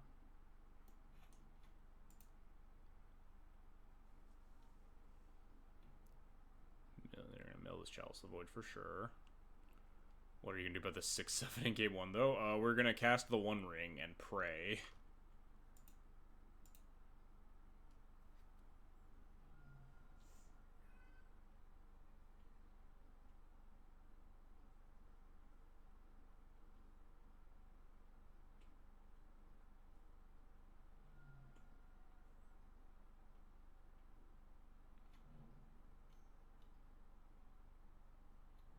Oh, well, so much for that plan. I think we are just dead now. Oh no, they can't actually Solitude. But I mean, they can name the One Ring and we can't cast it now. But we top deck Fury now. Yeah, with our Fable in play, we can actually just loot away whatever they name and then try to rip Fury. Because the last card in hand is Solitude and they don't have a pitch card for it.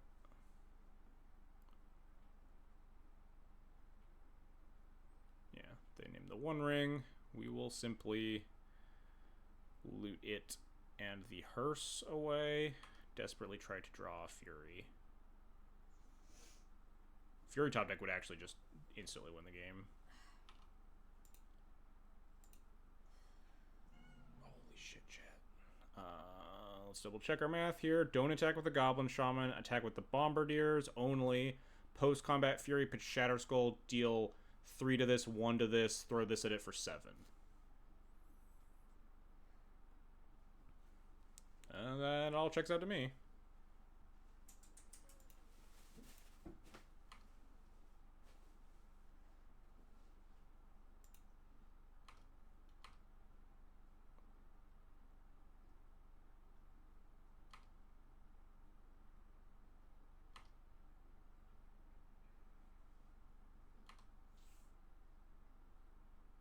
Why does this card have Menace and Haste? It is truly a messed up one.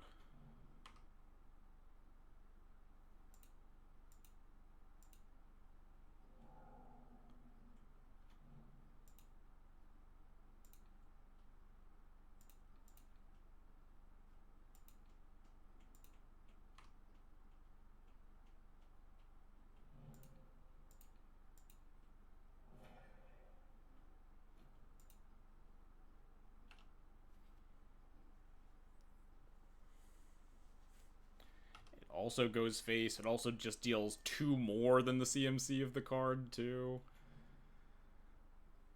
Just messed up in so many ways. Still could easily die here, right? They're gonna Solitude my Broadside Bombardiers, and then have Solitude Reflection up.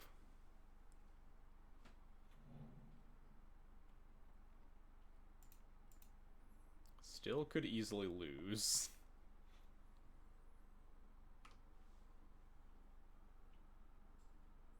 Second Fury? We couldn't even cast a second Fury? That Blood Moon's definitely not gonna do it, huh? I'm gonna cast the One Ring and then pray?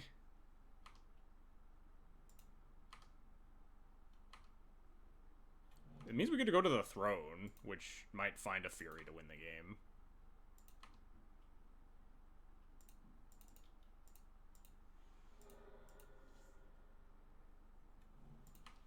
I think I draw a card here. I don't think the life total's gonna matter. And I'd like to find a land to hit. One ring keeps it. Yeah, just take the initiative, you have to deal damage. Yeah, we will play this. Is there a chance I don't want to? Oh yeah, draw for Fury too. We're gonna hit a Fury. We're so many cards deep into our deck. I just want to play this.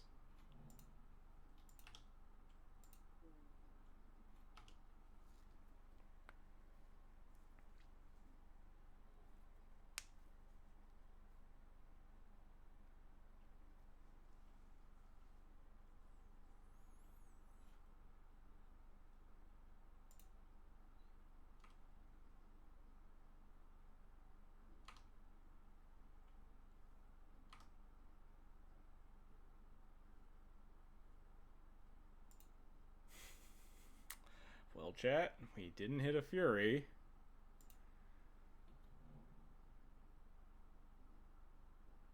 We tap to draw a Fury.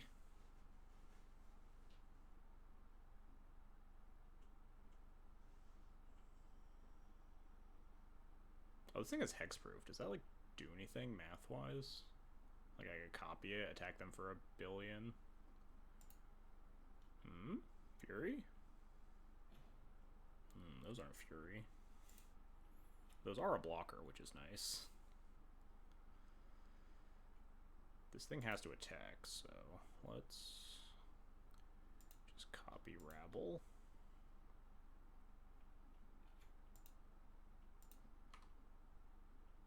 They get to gain a bunch of life, though, because they can just, like, put Solitude and Solitude copy onto, like, 1/1s, potentially.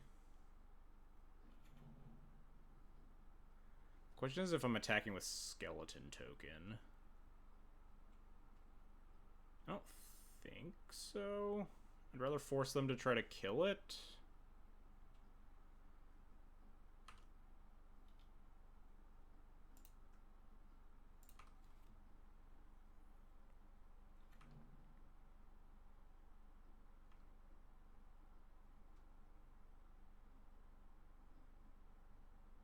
They didn't copy. They're gonna copy on end step.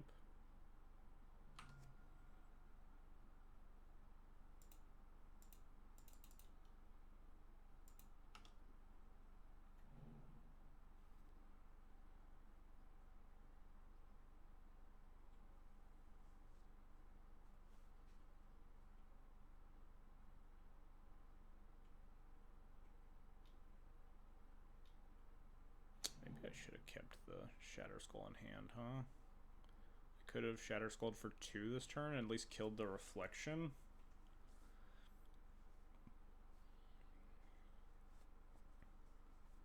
It's pretty dead set on top 10 plus 3 draw steps finding something.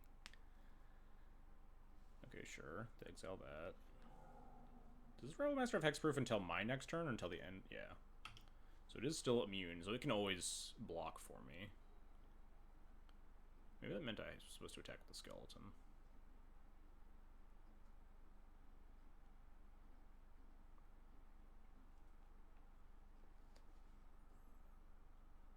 It's kind of funny that every time they Solitude me, it just fuels the One Ring a little bit further.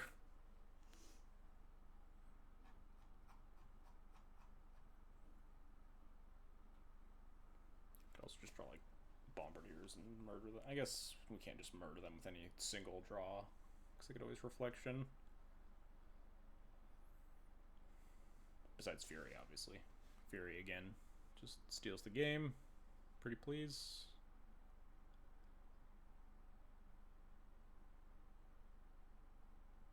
Yeah, their only avenue, they could like try to take the initiative here, right? They could make another copy of Solitude, kill the Skeleton, attack with all, but then they lose their original Solitude to the Rabble Master block. And like, I just get to, I don't take that much damage. I gain 4, take 3 if I want to block with Spirit Guide. Or take 6, go to 5, go to 3. But we could potentially die to that. Depends on what they draw. I assume that's what they're considering.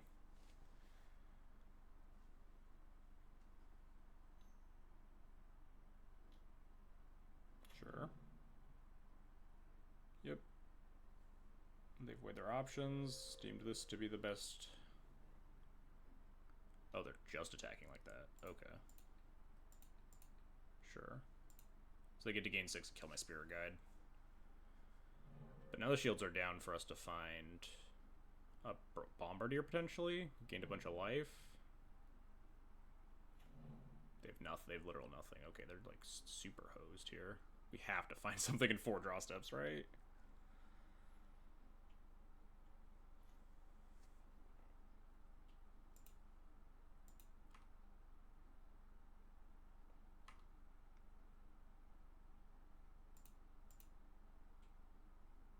Okay, there's dead. 1. No! Sometimes I just want to see Moto. Sometimes I want to see... Conceding there is a little preemptive, right? Like, I'm not really allowed to attack all, am I? This is 5, 6, 7, 8, 9, 10, 11, 12? It's not lethal, and they can always just block a 1-1, but, like, 4 draw steps. They're almost assuredly dead. But, yeah, that concession was definitely a little preemptive.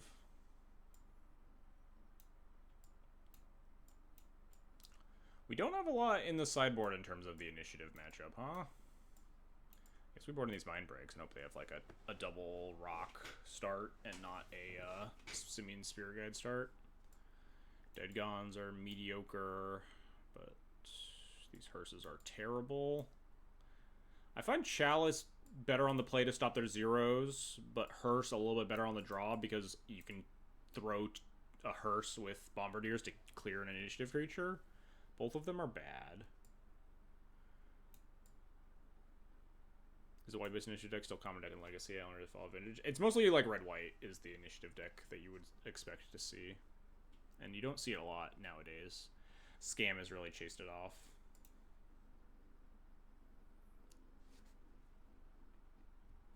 Blood Moons are also bad, but they pitched a Fury and Chrome Mox, so we kind of keep them in. It's possible that I want to do this, right? And just, like, have more hearses, but I think I just like this more.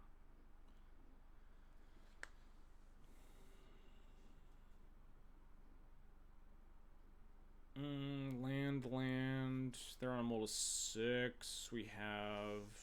I think I keep this. It's dicey, but... This hand's good against... Well, good against Fable. It's good enough against Fable, and it's good against some initiative starts. So I think I just kind of need to keep it. The other hands you're looking for are, like, Rabble Master plus Haste Threat on turn 1. Well, that's unfortunate for my Mindbreak Trap start, huh? We could always pitch the Mindbreak Trap to the Chrome Mox. If we really want to. Probably not, though. This Blood Moon has no text. I think we're just going to go Chrome Mox, pitch Blood Moon, tapped Shatter Skull, go. And then die when they play an initiative creature off a Soul Land next turn.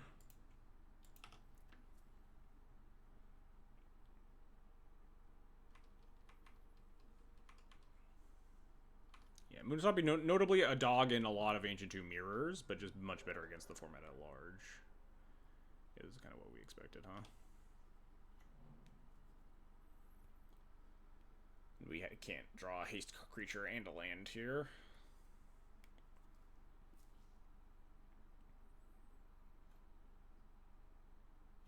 No, we draw neither. Alright, I'm just going to concede. I have better things to do with my time than try to win a game like this. Post board, I think we will board in all the Chalices. Chalice on 0, relevant on the play. Maybe we just cut the traps because we have Chalice. Or maybe we just shave 2 Blood Moons. Something like this. This seems okay to me.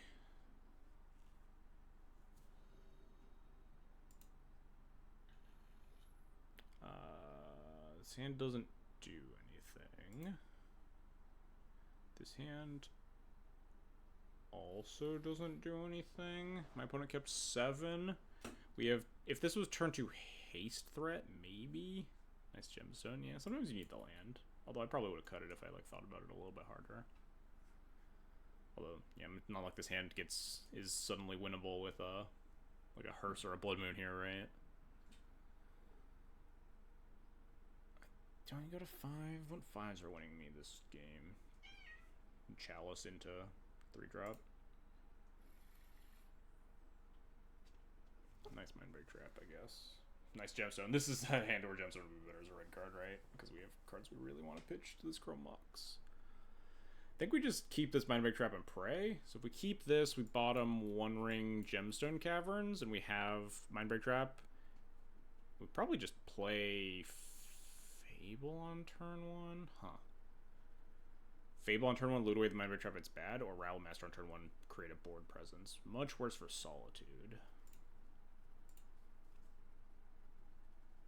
We'd bottom the trap and have turn 2 the One Ring. Hang on.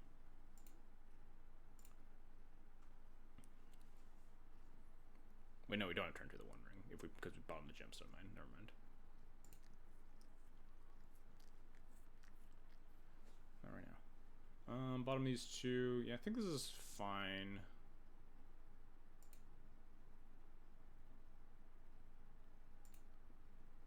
I think I'm playing the Fable.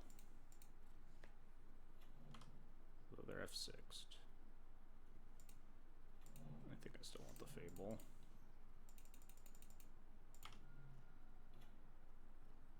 I think I'd easily just have like a plow hand, right? Come on, just turn 1 initiative creature for me. Turn 1 initiative creature with Chrome Mox or 2 Lotus Petals. Pretty please. No Spirit Guides. Yep. Chrome Mox, Lotus Petal, Lotus Petal, Lotus Petal, Chrome Mox. Nope, stop it. Oh, well that's fine. They just get to name anything and we just literally this Mindbreak Trap. Much happier with Fable against an Anointed Peacekeeper now. Wonder if they just name Reflection of Kiki Jiki. Or just like blind name like the One Ring or something.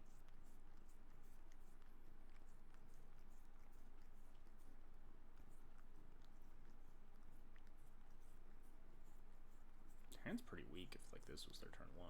Huh? Maybe they've like turn 2 Fable rolled up.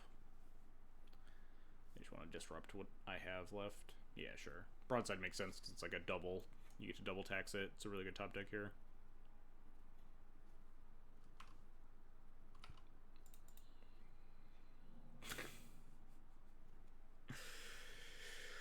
Whew. Holy. Good name, huh?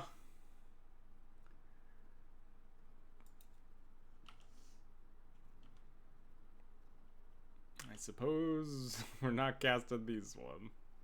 Double tax it, yeah. The quadruple tax. Oh, they just have turn 1 Anointed Peacekeeper, turn 2. Creature. Yeah, where's my City of Traders? I want that back, please. Can I draw Fury? Fury would be a sick top deck here. Fury would be an insane top deck. Pretty please. Holy shit. I can't believe that worked, chat. Alright.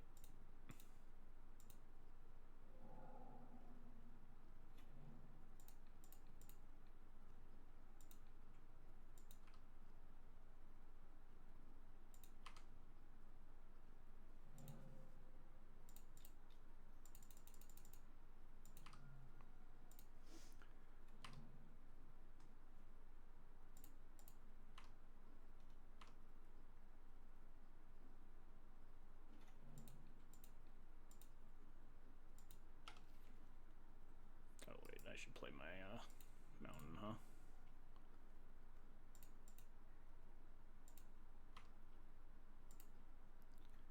Chat, I cannot believe that fucking worked.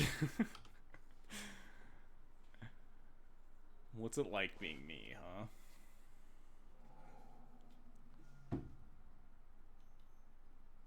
Seems like Fury's the best driver. Fury's the best card in this matchup, like by a mile. Ooh, 4th. That's not bad. I don't think it's good enough. I think they're just dead. Yeah. They could like try to draw for Solitude or something, but hell yeah, hell yeah. All calculated. That whole match, easy. All according to plan.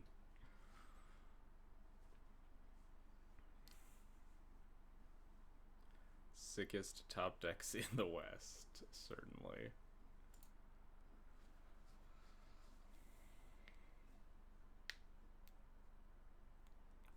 All according to Keikaku. Indeed, chat. 3-1. We were already doing better than we've ever done in a prelim. Ever. Our one loss being to the boogeyman of the format scam.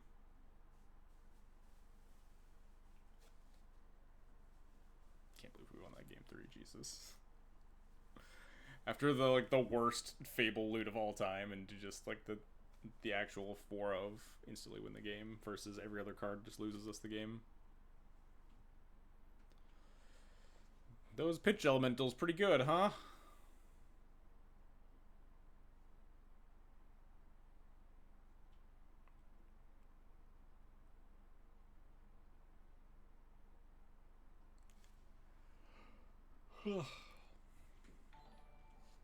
Hey, FL Legacy Club, thanks for the gifted sub.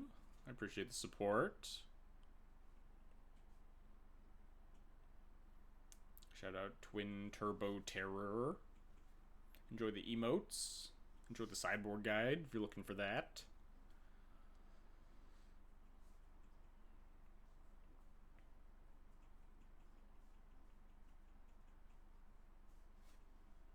And spread the love to FL Legacy Club. I believe, if I'm not mistaken, FL Legacy Club has a YouTube, right? FL Legacy Club. Yes, Florida Legacy Club.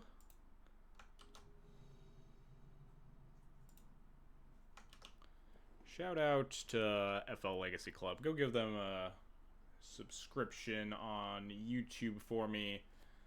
I know they do a lot of paper legacy content, something that we could definitely use more of in the world. Enjoy some paper legacy content. I wish I could play more paper legacy myself. Alright, we'll keep this. We got turn 1 Hearse, turn 2 Blood Moon or Fable.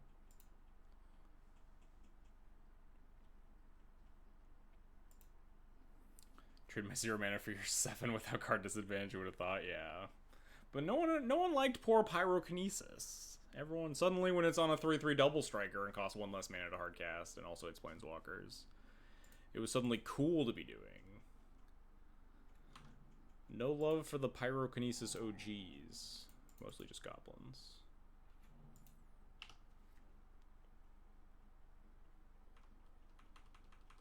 Recently moved to Portland and on Cloud 9 to play Legacy FNM at Mox. That does sound pretty sick.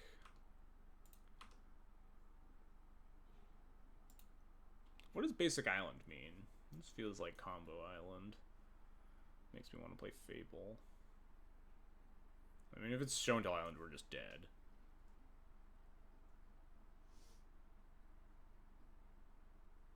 Sylvia is a Pyrokinesis appreciator. There's someone for every card. Also true. I think I'm just going to cast Blood Moon and hope that we're not about to get Show and Telled.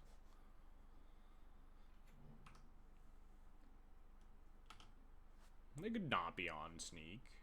They could be on anything. They could be on, like... Okay, they have 2 islands. They're just fucking Sneak and Show. We're gonna die.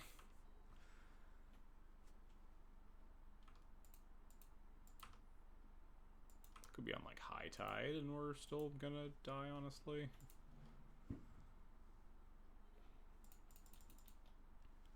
Could be on, like, Jeskai.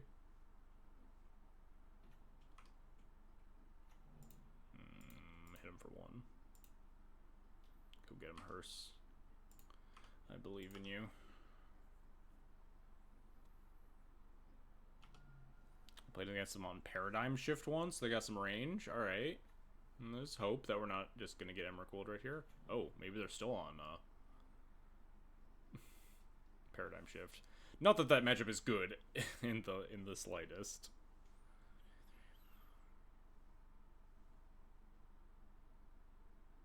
Feel like we're just gonna die to a Paradigm Shift next turn, so we just loot for Chalice on 2, right? That's usually the plan in this matchup. I think I'm gonna discard the Fable in the Blood Moon. The Fury at least gets to get cast as like a giant idiot next turn. I guess the Fable loots me deeper if they don't have the combo this turn. Yeah, maybe we loot away though. Oh, actually, hang on. This has text, huh? This mana leaks things. Counter us to play 3. So I kind of do need the Fable to kill the Hermit. Yeah, let's do it like that. I drew our den, so we can't Fury. We can't if we one ring, it gets Hermited. Maybe getting Hermited isn't the worst. And this isn't a red card, so we can't like pitch cast Fury into the one ring or something. I think I'm just gonna let my one ring get countered, and then lose. Maybe they just block. Also, I really don't think it matters. Given the start of this game being, I kind of don't want to eat this. Is that weird? Like, I don't want to eat this with the hearse. No, we're still dead to Paradigm, and this means that our top deck Chalice plane is off. Let's guess this first and see how it goes.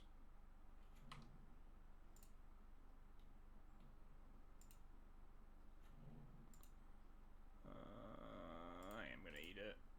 We're already dead to the Thoracle Paradigm Shift next turn, if they have it. I'd rather not them, like, not have it and then, Disturb to beat Chalice, yeah. We have one turn to find Chalice on 2 now still.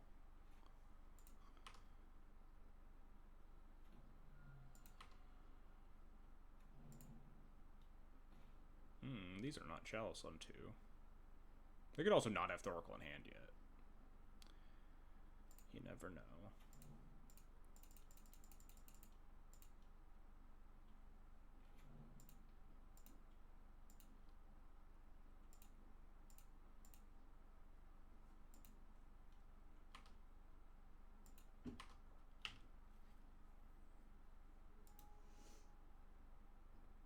They just take the damage.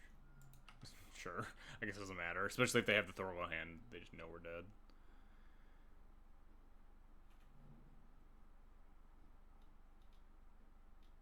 Not dead. Just drawing 3 cards. Can't they just scry for a drawn deck? They can't scry, though. This doesn't, like, let them look at their top cards or anything. It just exiles the top card blindly. They topped a card. That can't be good.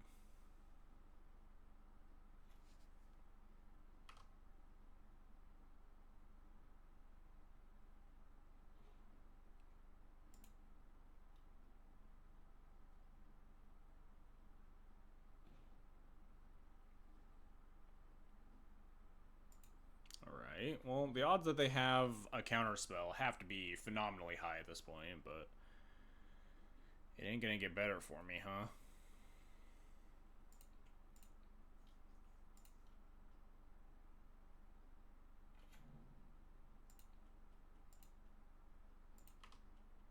I guess I should cast this before, huh?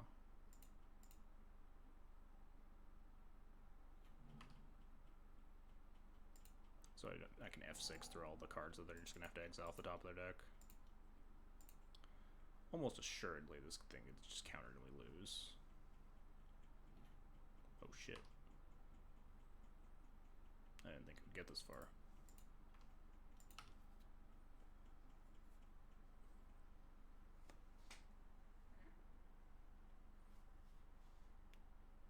I guess technically they don't have to be activating this until I'm attacking for lethal, right? So maybe that's why they just took the 2. They didn't want to risk exiling like all their Thoracles or whatever. Hey, get down.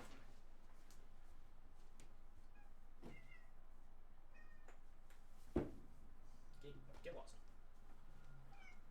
Get out of here.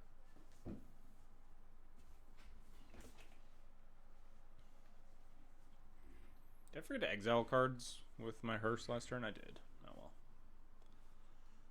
No, it was tapped last turn because I attacked with it. JK.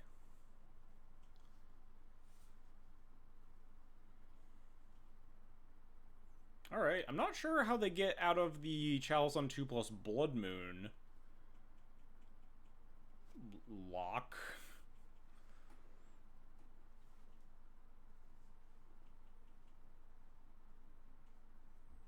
There are certainly cards that exist that get them out of it. I just don't know how many they play, and or if they have the ability to find them very easily.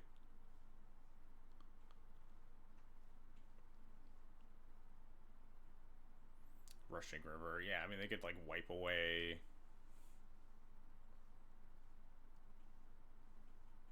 some 1-mana bounce spell.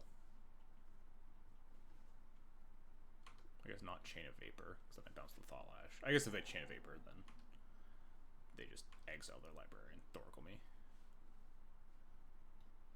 Sure.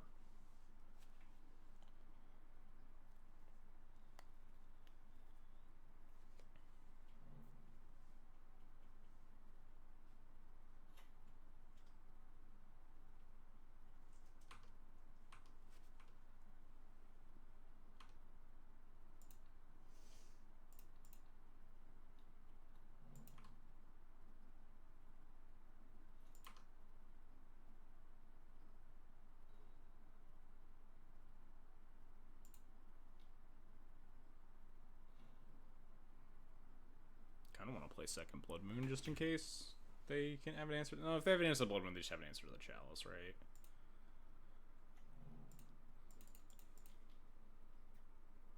I mean, I guess I'm just gonna like play all the shit in my hand. Just cast everything I can.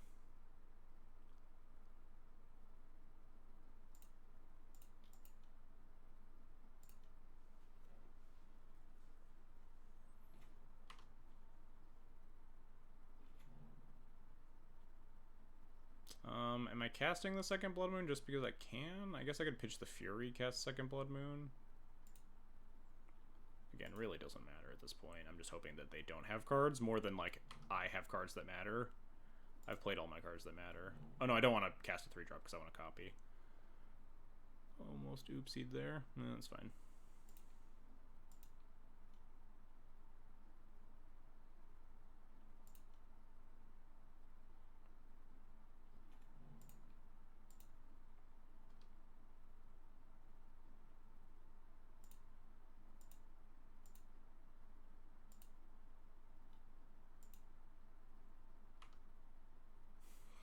Board state's bouncing around. I got a Fury back here with the the second row of stuff.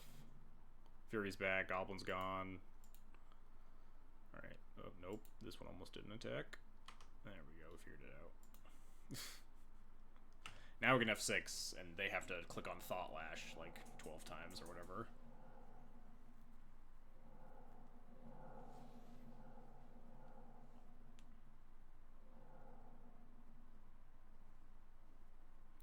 Guess they could potentially have like a Jace Wielder of Mysteries. Maybe that's an out for them.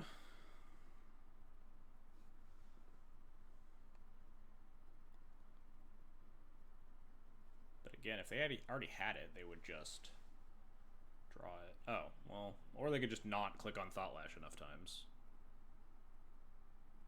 I guess that works. I think they were pre-locked out, so I'll accept it, but certainly gets a lot better when they just die. Does Mindbreak Trap ever do anything here?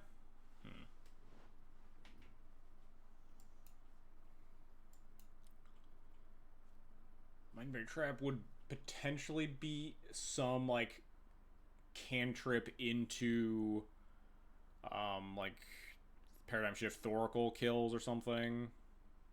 It also could, like, potentially protect, like, a Pyroblast on, like, on a key piece. If they, like, go spell into, like, they go, Paradigm Shift Thoracle and you blast the Thoracle and they force the blast, you might trap the force. I think it's gonna be better than, like, some random shitters in our main deck, right? I think is the big takeaway, is that these hearses aren't gonna do anything and these cards will do something. I don't think anything else really plays. You just want to get him dead as soon as possible. Blood Moon not very good, but notably the Blood Moon plus Chalice on 2 combo is real, like, as an interaction point versus them. It's not great, but it pitches to Chrome Mox, and we can try to set up the Chalice on 2 Blood Moon lock like we did in Game 1 on some occasions. Whereas Hearse is just, like, actual nothing.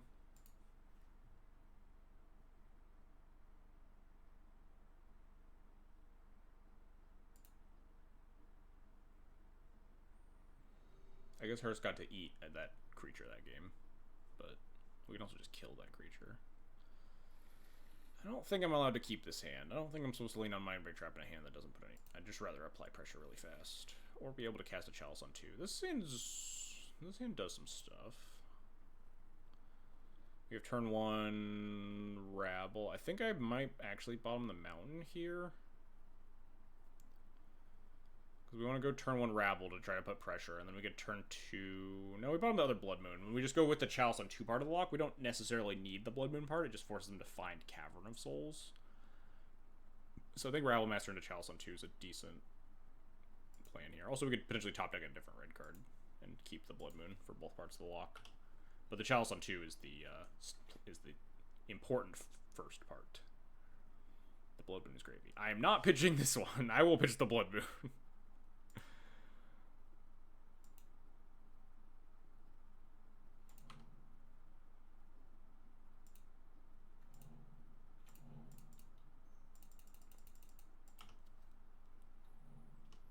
Beatdowns. We saw Ancient Tomb notably, so we do have to be a little bit wary of an early Thought Flash.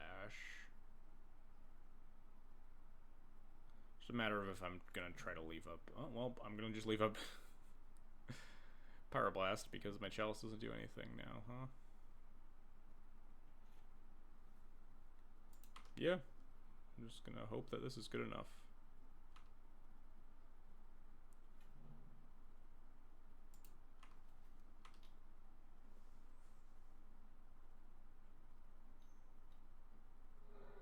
What's this? Tishana's Tidebinder. Do I need to Pyroblast that?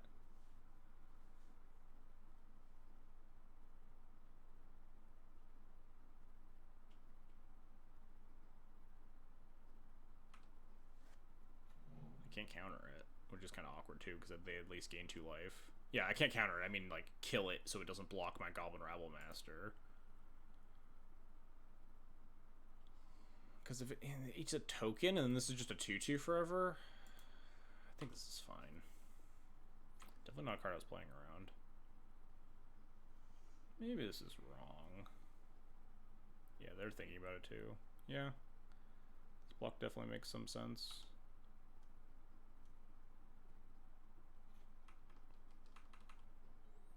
I think we have outs to find a lot more things that are relevant, and Pyroblast is like in really short supply.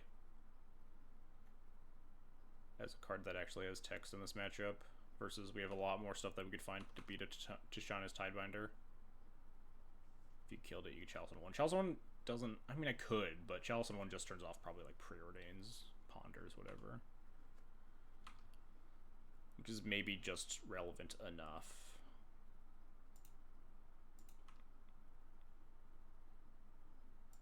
I'm probably just gonna play Fable, play Mountain now, though. Okay, sure. So they eat the Goblin and then eat the 2-2. That's fine.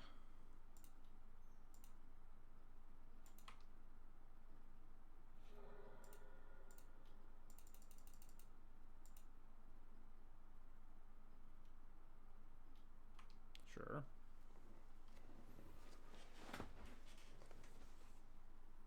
I don't know. Does this deck play Dazed? I don't think we saw any Exiled. Wondering if I'm supposed to blast a Thought Lash if they cast one, or like try to kill it on upkeep and have them gain 3 life essentially. Or kill it on my own turn, I mean, not necessarily upkeep.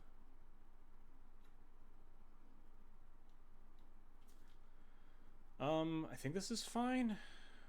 We have 3 damage. Maybe it's not fine.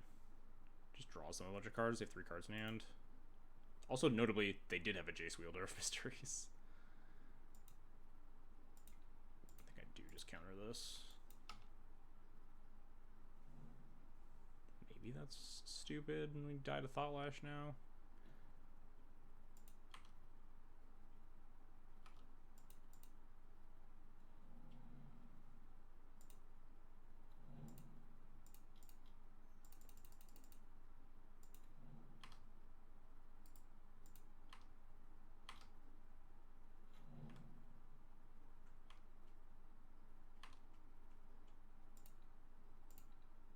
They're dead next turn.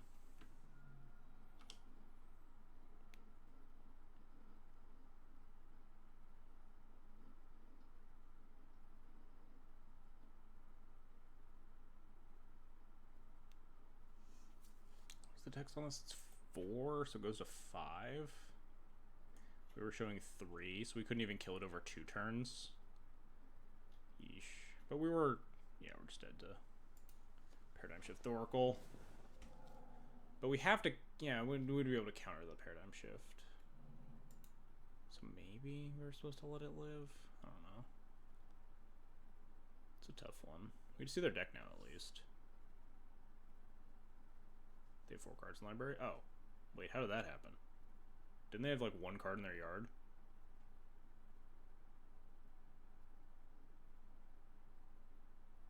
I thought they just had the Jace in the yard.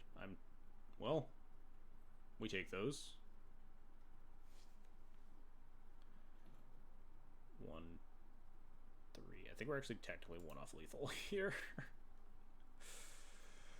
And one of the cards in their deck is oh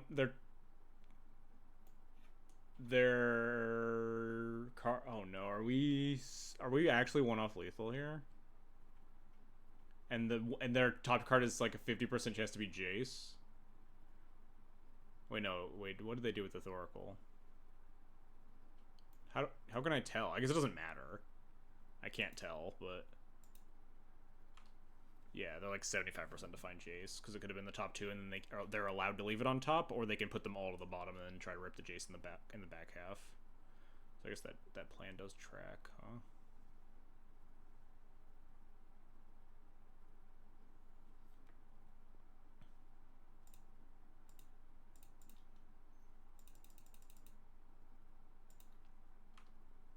Jace doesn't even win, does it?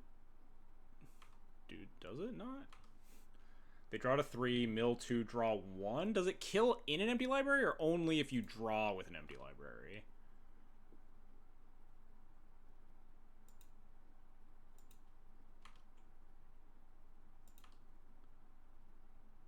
It's literally lab man? Okay.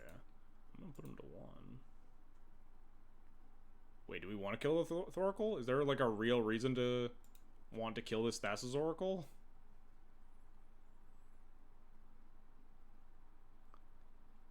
In case they have another Thoracle in hand. No, then we still die, right? They have 2. They would have 2 cards in. Oh wait. Oh no. Yeah. Wait. We'd count if they have Thoracle in hand. 1, 2. Oh fuck. Hang on. They have actual lab man in this deck too. Wow, this deck really has it all. 1, 2, 3. Okay, they don't have Thoracle. Yeah. They have 1 Thoracle, 2 Thoracle, 3 Thoracle, 4. Okay, so we don't have to play around that. So we just put them to 1. They could have, like, cantrip into Jace or something, whatever, bullshit.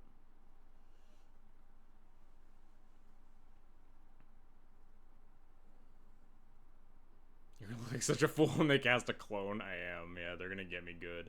They could, like, pick it up and put it back into play, but then they still have like 3 cards. Like if they have some weird bounce spell, I'm gonna put them to 1.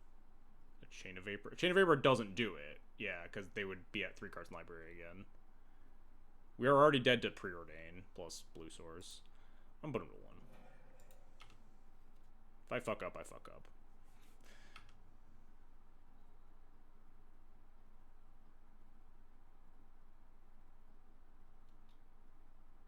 There's Jace.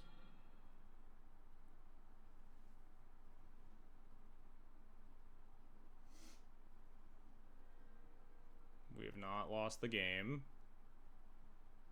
They play Ancient Tomb. They tap Ancient Tomb. Yes! We did it! We did it, chat!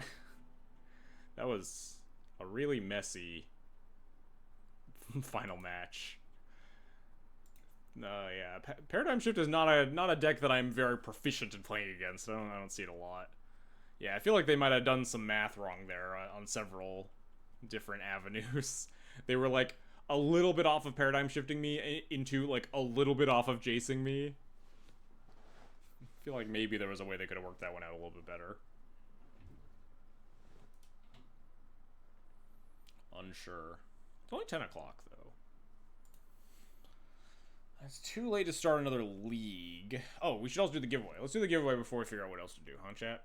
What's the giveaway code? Chat, give me some good giveaway codes. We don't have a good theme. Where's my stream titles? Title. Playpoint giveaway. Type blank in chat. What do we type in? Fury? Toast? Toast? Definitely not the giveaway code. Toast is suggesting toast is the giveaway chat. Yes, I'm seconding toast is what I'm telling you. No. Come on, man. Toast is not the giveaway code. What's the opposite of toast? Can we do whatever that is? Chat, what's the opposite of toast? Oatmeal. Bread? I don't think that's the opposite. And when I don't play Moto anyway. Well, I mean, if you have the code, you have a friend that plays Moto, you can give it to them. Do whatever you want with it. Cinnamon Pop-Tart. I do love cinnamon Pop-Tarts. Those are pretty good. That's a little bit long for a giveaway code, though. Pop-Tart. Gazpacho, it's cold and liquid. That's actually genius.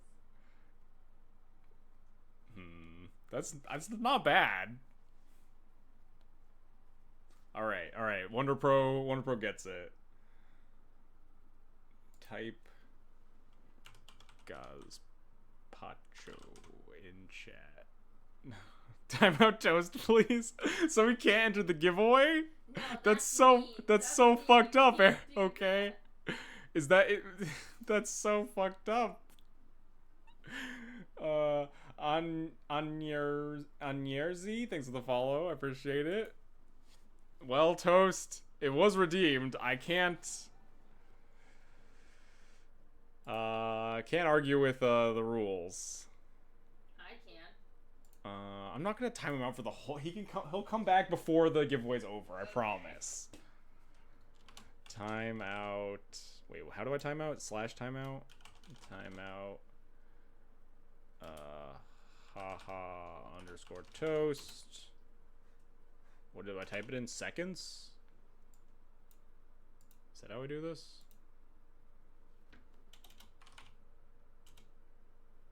He's gone. Goodbye, Toast. Alright, now we make the giveaway. Exclamation point. No, wait. It is exclamation point giveaway because this one's done by bots. Giveaway Gazpacho.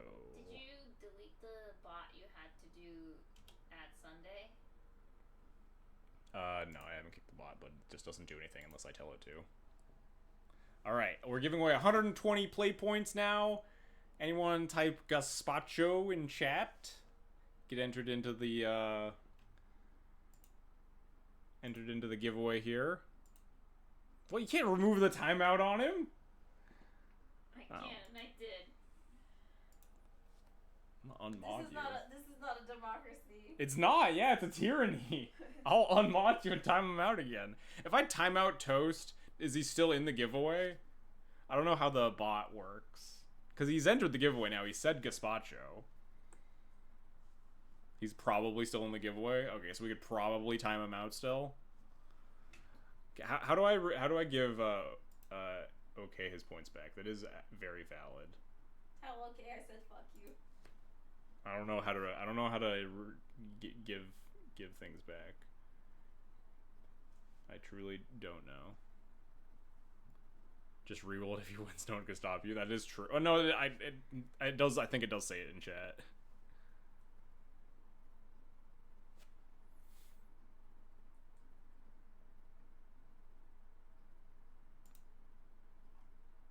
Wait, okay is Eric, right? Yes. Okay, Eric is on thin ice along with David and Jason, who are dead to me. Rewards queue on your stream dashboard should allow you to refund if it's not been marked as completed. Rewards queue on my dashboard. Rewards queue. Rewards queue.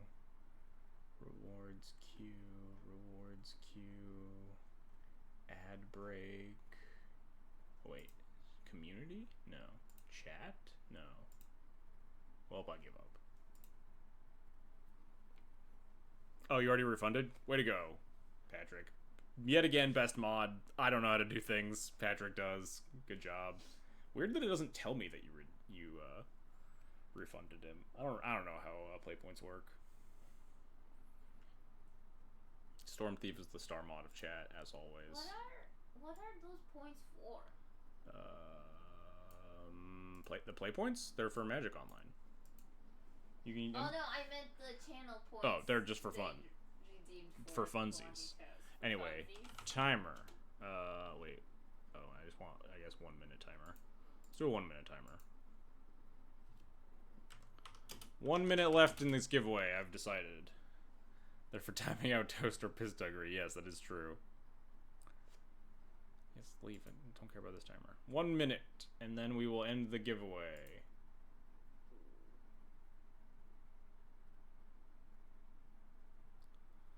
Get your gazpachos in chat. They are also for asking stupid questions. They're for a lot of things. There's actually like one reasonable use for them, I think. I added one that you can add matchups to the sideboard guides if you want to know about how do I sideboard in a matchup that it's not currently on the sideboard guide.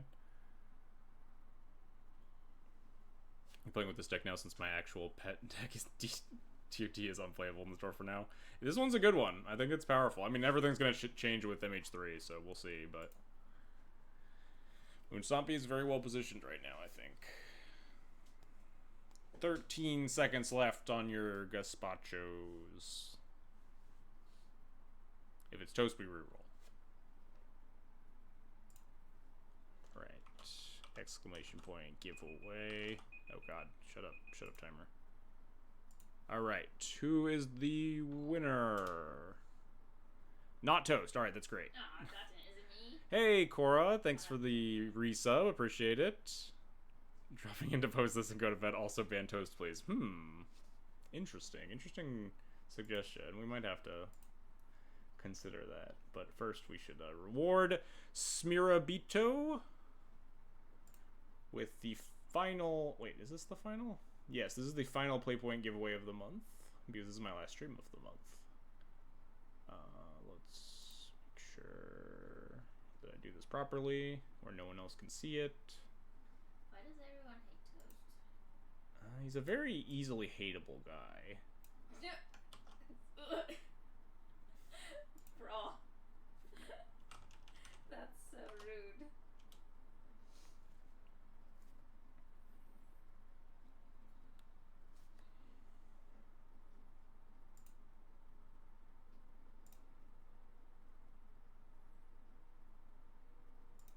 Hey, happy to hear it. Appreciate you coming and hanging out.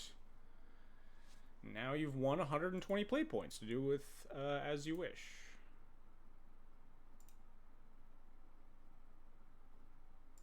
I will whisper it to you, so check your Twitch. Making sure this is you. There you go. Let me know if it works out. I haven't heard any issues so far, but I know I've heard some other creators had issues with their points getting redeemed, but should be good to go. Everyone else's seems to work. Enjoy your play points. Alright, now that we've done that, because I always forget to do the play point giveaways. What's this? This is from like a prelim, like 2 prelims ago. I just always open a new tab and like drag it over to the screen when we're looking at it over here, and then they slowly build up.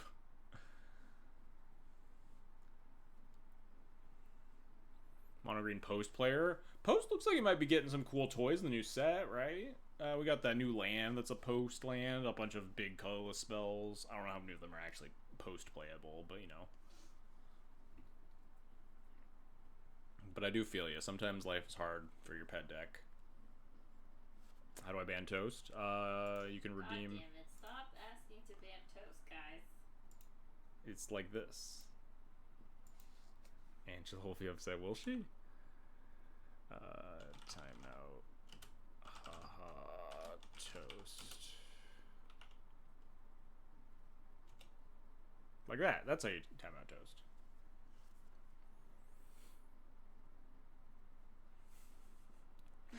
I'm gonna unmod you. You can't. I can. You shouldn't.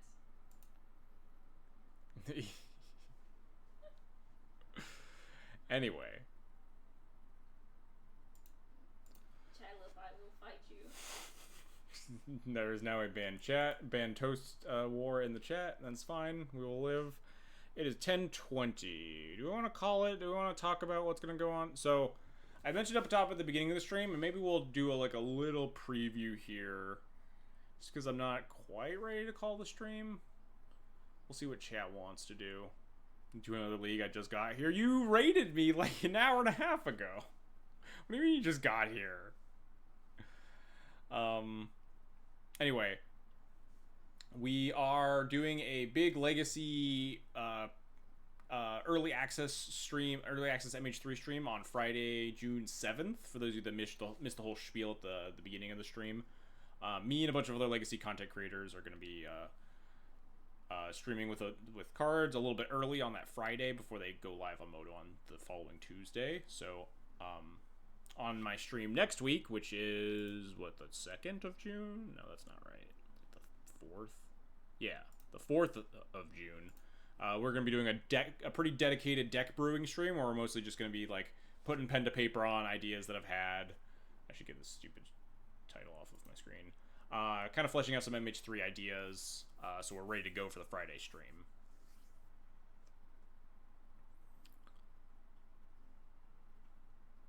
We're watching Vampire Diaries? Fair enough. An hour and a half is basically just... What type of timings do you people have? But anyway, on my last stream I brewed a little bit about what Yorion D&T could potentially look like in the new meta with White Orchid Phantom. Gonna get that one right. I keep calling it Phantasm for some reason. How we talked about the new outrageous one-man artifact. We talked a little bit about it, and it's it's in kind of a weird spot in Legacy where it's clearly much worse than Modern, clearly much better Vintage, and Legacy is this middle format of free spells and stuff where it can be good, it can be textless. A little hard to rate in the format, I think. It is an interesting one. I think it would actually be pretty well served in a deck like Moonstompy, honestly. One of your worst matchups is Rhinos, and that card being Unforce of Vigorable Rhinos hate is really nice. In addition to being hate against Storm decks, LED decks with a bunch of baubles, free spells, omnisciences, although you still die to Emrakul. Stuff like that. So I could potentially see it in Moonstompy sideboards even. If, Rhinos picks back up in a specific meta. There are a lot of LEDs and stuff floating around. But anyway, there are a lot of other cool cards that I'm interested in brewing around. We can at least pull up one of these. Yeah, we're looking at all the new cards, which we now have 211 of out of 261. So we're still missing 50 cards, it looks like. And plus, however many EDH cards we have. I don't know how many, what were we looking at here? Oh, we were looking at what black creature you could combine into 3 for an inevitable MH4. How do I see new cards? Can I just do reprint equals no? There's no way, right? It's gotta be better syntax than that. Minus is reprint. Wow, it's actually pretty close.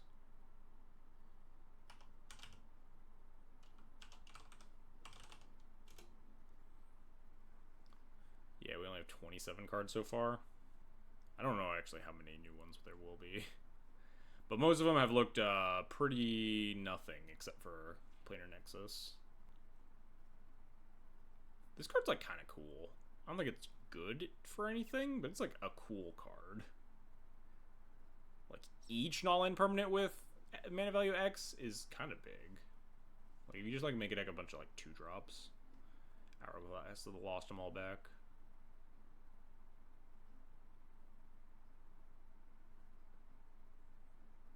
But yeah, none of these other cards seem particularly inspired for constructed formats, which is great. I do much enjoy it when they don't accidentally break Legacy with EDH nonsense.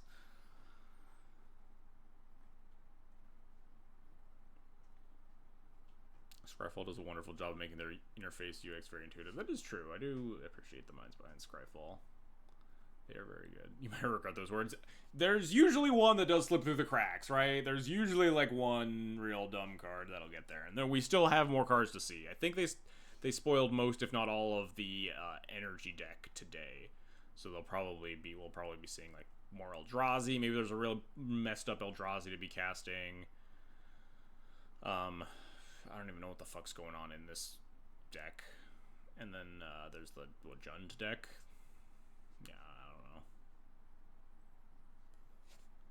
We shall see. But nothing inspiring here so far, at least. Eldrazi Labe to be snuck in. Yeah, I was honestly expecting Astrolabe, except it was the stupid Wingdings colorless mana.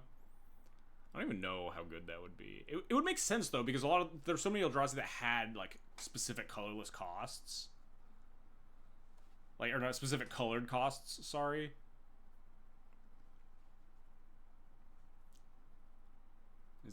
Tis the Eldrazi winter. It feels so far more like fucking Necro Summers coming to Legacy with Necro Dominance, but we shall see.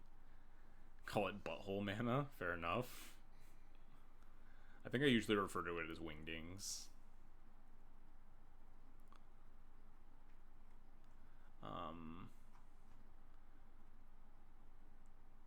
I was cooking something today.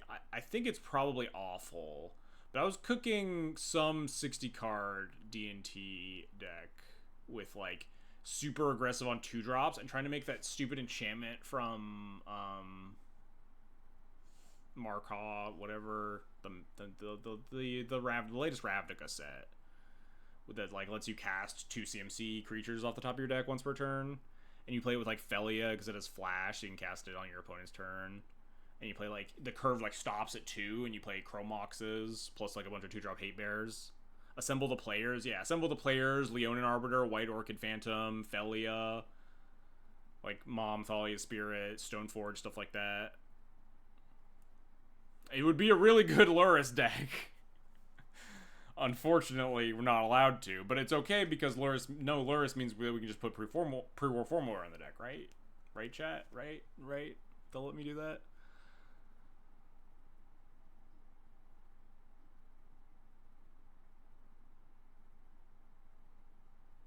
I kind of want to cook that a little bit. Let's cook that and then we'll call the stream, huh? I kind of want to see. I want to see if this like D&D deck makes sense in my head.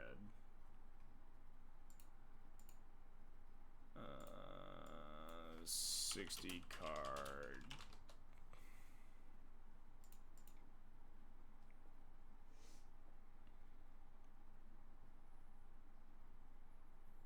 Let's pull up the Frank Karsten mana again, because how am I allowed to, when am I allowed to cast I'm looking at 80, right? Need to look at 60. Numbers for 60 card decks is 21 sources of mana. Holy fuck! You're just never casting this card, huh? All right. Are you allowed to play Aether Vial and Chromox in this deck still? Maybe you're not an Aether Vial deck. Although Aether Vial just sitting at 2 forever could be nice. Just put all the cards that I want.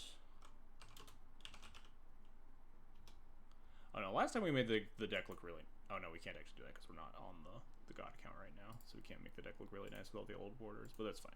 We can export and do whatever. I could spell.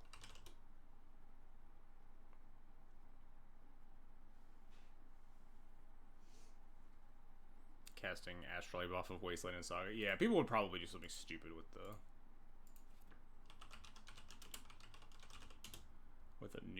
with a colorless Astrolabe. But like regular Astrolabe isn't that good in Vintage already, so I'm not sure how much I'd care about people casting it off of Saga and Wasteland, right?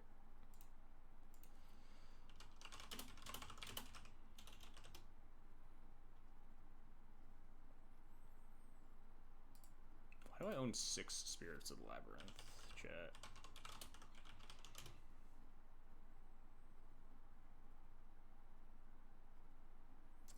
This deck would look a lot better with Pre-War Formal War, huh?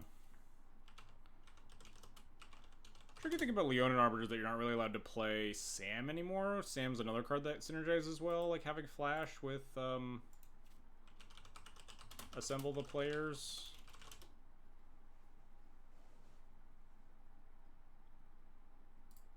I don't even own 4 of these. I guess that makes sense.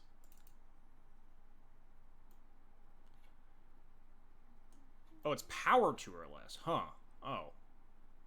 Definitely thought this was just CMC 2 or less. Makes spirits a little worse. Kind of sick with the flip laner though. Wait, how does this work? You have to cast creature spells. Dang it! I was hoping you could like play the flip land off the top of your deck because it was a creature or something. Some like weird rules bullshit. Like if the card on the top of your library is a creature with power 2 or less, you may play that card or some weird rules nonsense. But no, they won't let me have fun, huh? Yeah, I don't know about these spirits. Spirit Labyrinth is like something that I really want to be playing because I'm really scared of Necrodominance. Let's just play Maria's Call as the like stand-in for the MDFC Disenchant thing.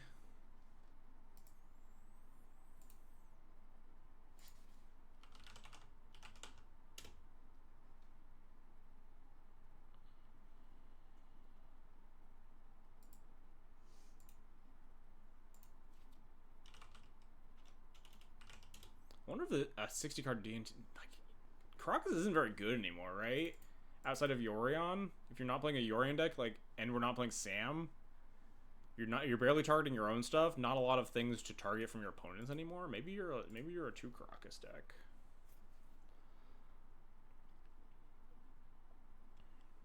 This is so notably like trying to rebuild 60 card D&T is kind of an exercise I do kind of go through every once in a while just to check my own biases to see if a deck looks reasonable. And it never really does, but let's add all the pieces that I'm missing and the doggos. Although the problem with, I guess, a shell like this is that what is the doggo doing? If we're not playing like recruiters for stuff. Maybe we just play recruiter on 3s. That feels really bad though. You play like recruiter 1 Skyclave, 1 Solitude. You can recruit for this, doggo. What are the bullets I'd be missing from Yorion? Recruit Lion Sash.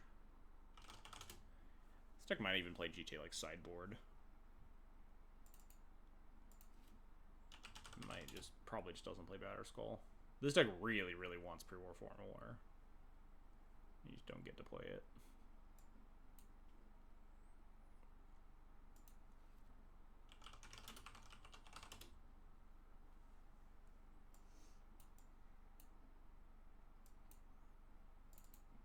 Probably not allowed to play more Ghost Quarters, right? Because the Frank Carson's article said like 21 white sources or something to cast. Oh, we don't even have White Orchid. We don't even have White Orchid Phantom. This said approximately 21. 20 gets you like 90%. Will Necrodominance be so broken? I don't know. I truly don't. I am not a combo-brained player. I hope it is not broken, but I would not be surprised if it is.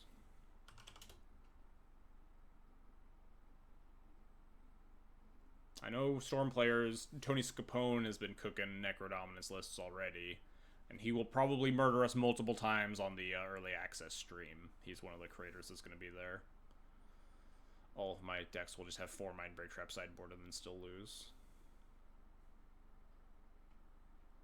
Alright, we'll play Loyal Warhound in place of Felia. Just because I want to put all the cards in here. So if you're a Leonin Arbiter deck, you're probably not allowed to really do the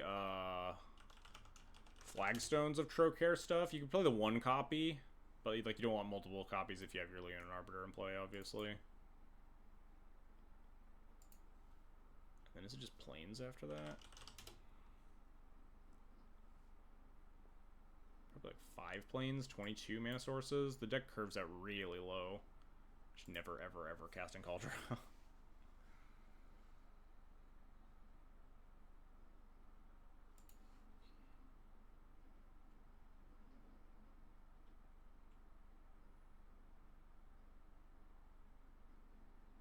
Moto, come back. Moto, please.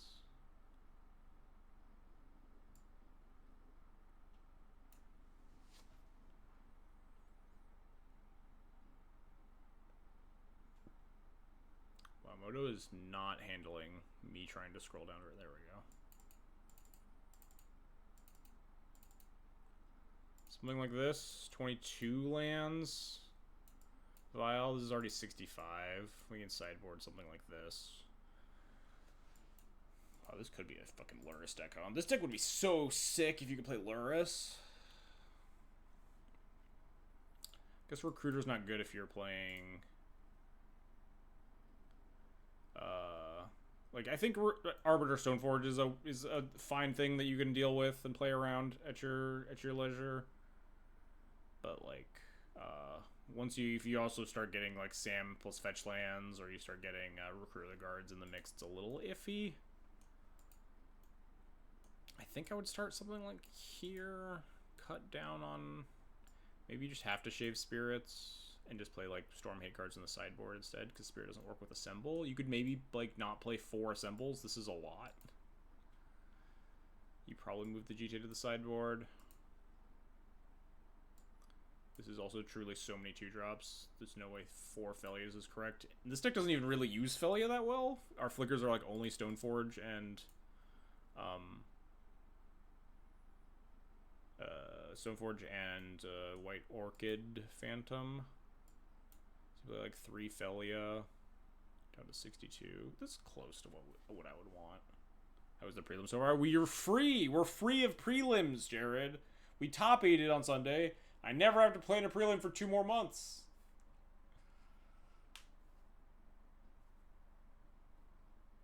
The black flip card will be an insane add to Oops. Yeah, the fact that Oops gets like 12 initial black sources is pretty fucked up. I think like all the MDFCs will be really, really big for Chrome Mox decks, honestly. I'm going to be brewing a lot of Chrome Mox stuff with powered by the MDFCs. I'm interested to build like mono blue Stompy with both of the new blue MDFCs.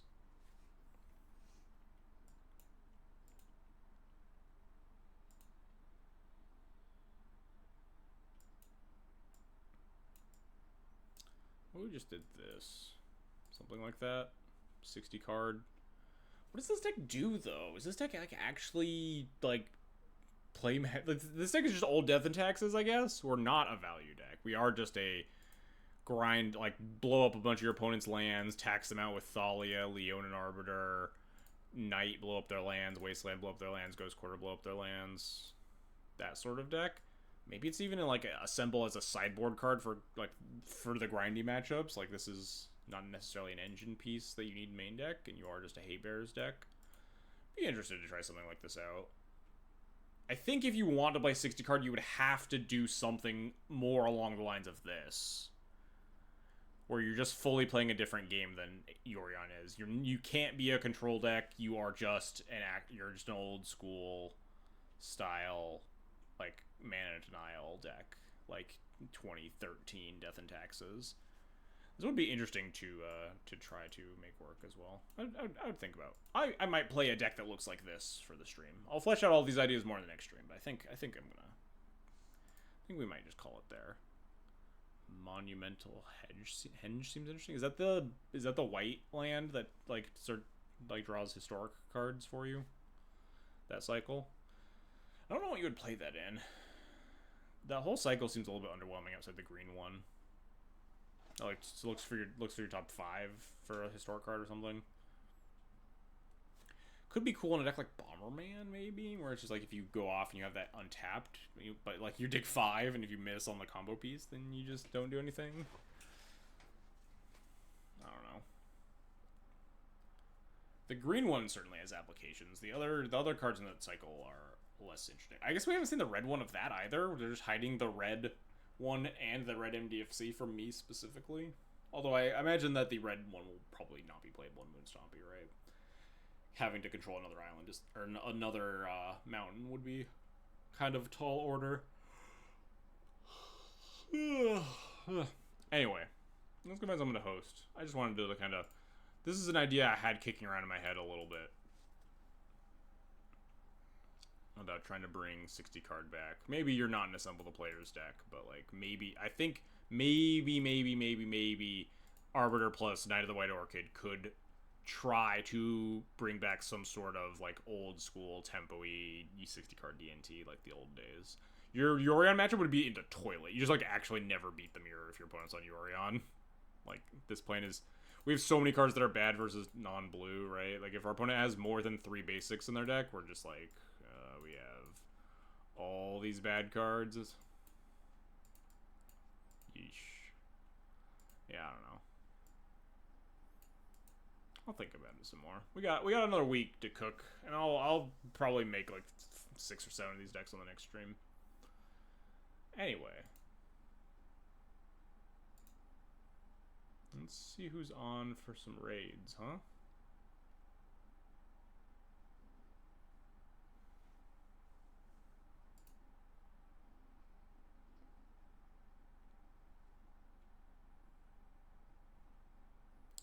No one's showing up immediately, huh?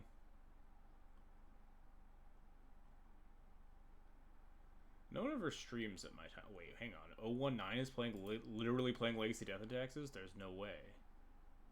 I don't know who 019 is, but goddamn, if they're playing Legacy Death and Taxes, that's just... We've solved it. We cracked it. Need to wait for this ad to run out to make sure that's in fact what they're doing.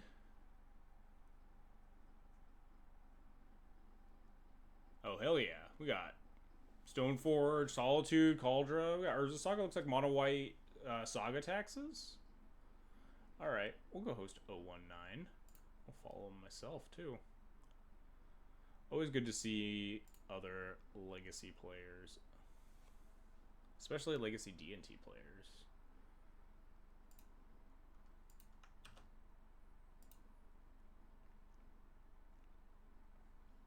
Anyway. Thanks everybody for watching. I hope you enjoyed the stream. We're prelim free for the next couple of months. Excited to be brewing with MH3 cards starting next week. As always, if you want to support the channel, you can drop me a follow. You can subscribe to my Twitch channel here. You get access to some great emotes and access to all my Moon Stompy and D&T sideboard guides available at FlexSlot. You can also find all these streams reposted to YouTube at my YouTube channel under the same name. That's mostly it. Everyone go say hi to 019 for me. Spam some Thalia emotes if you're a subscriber. And I will see you guys all next week.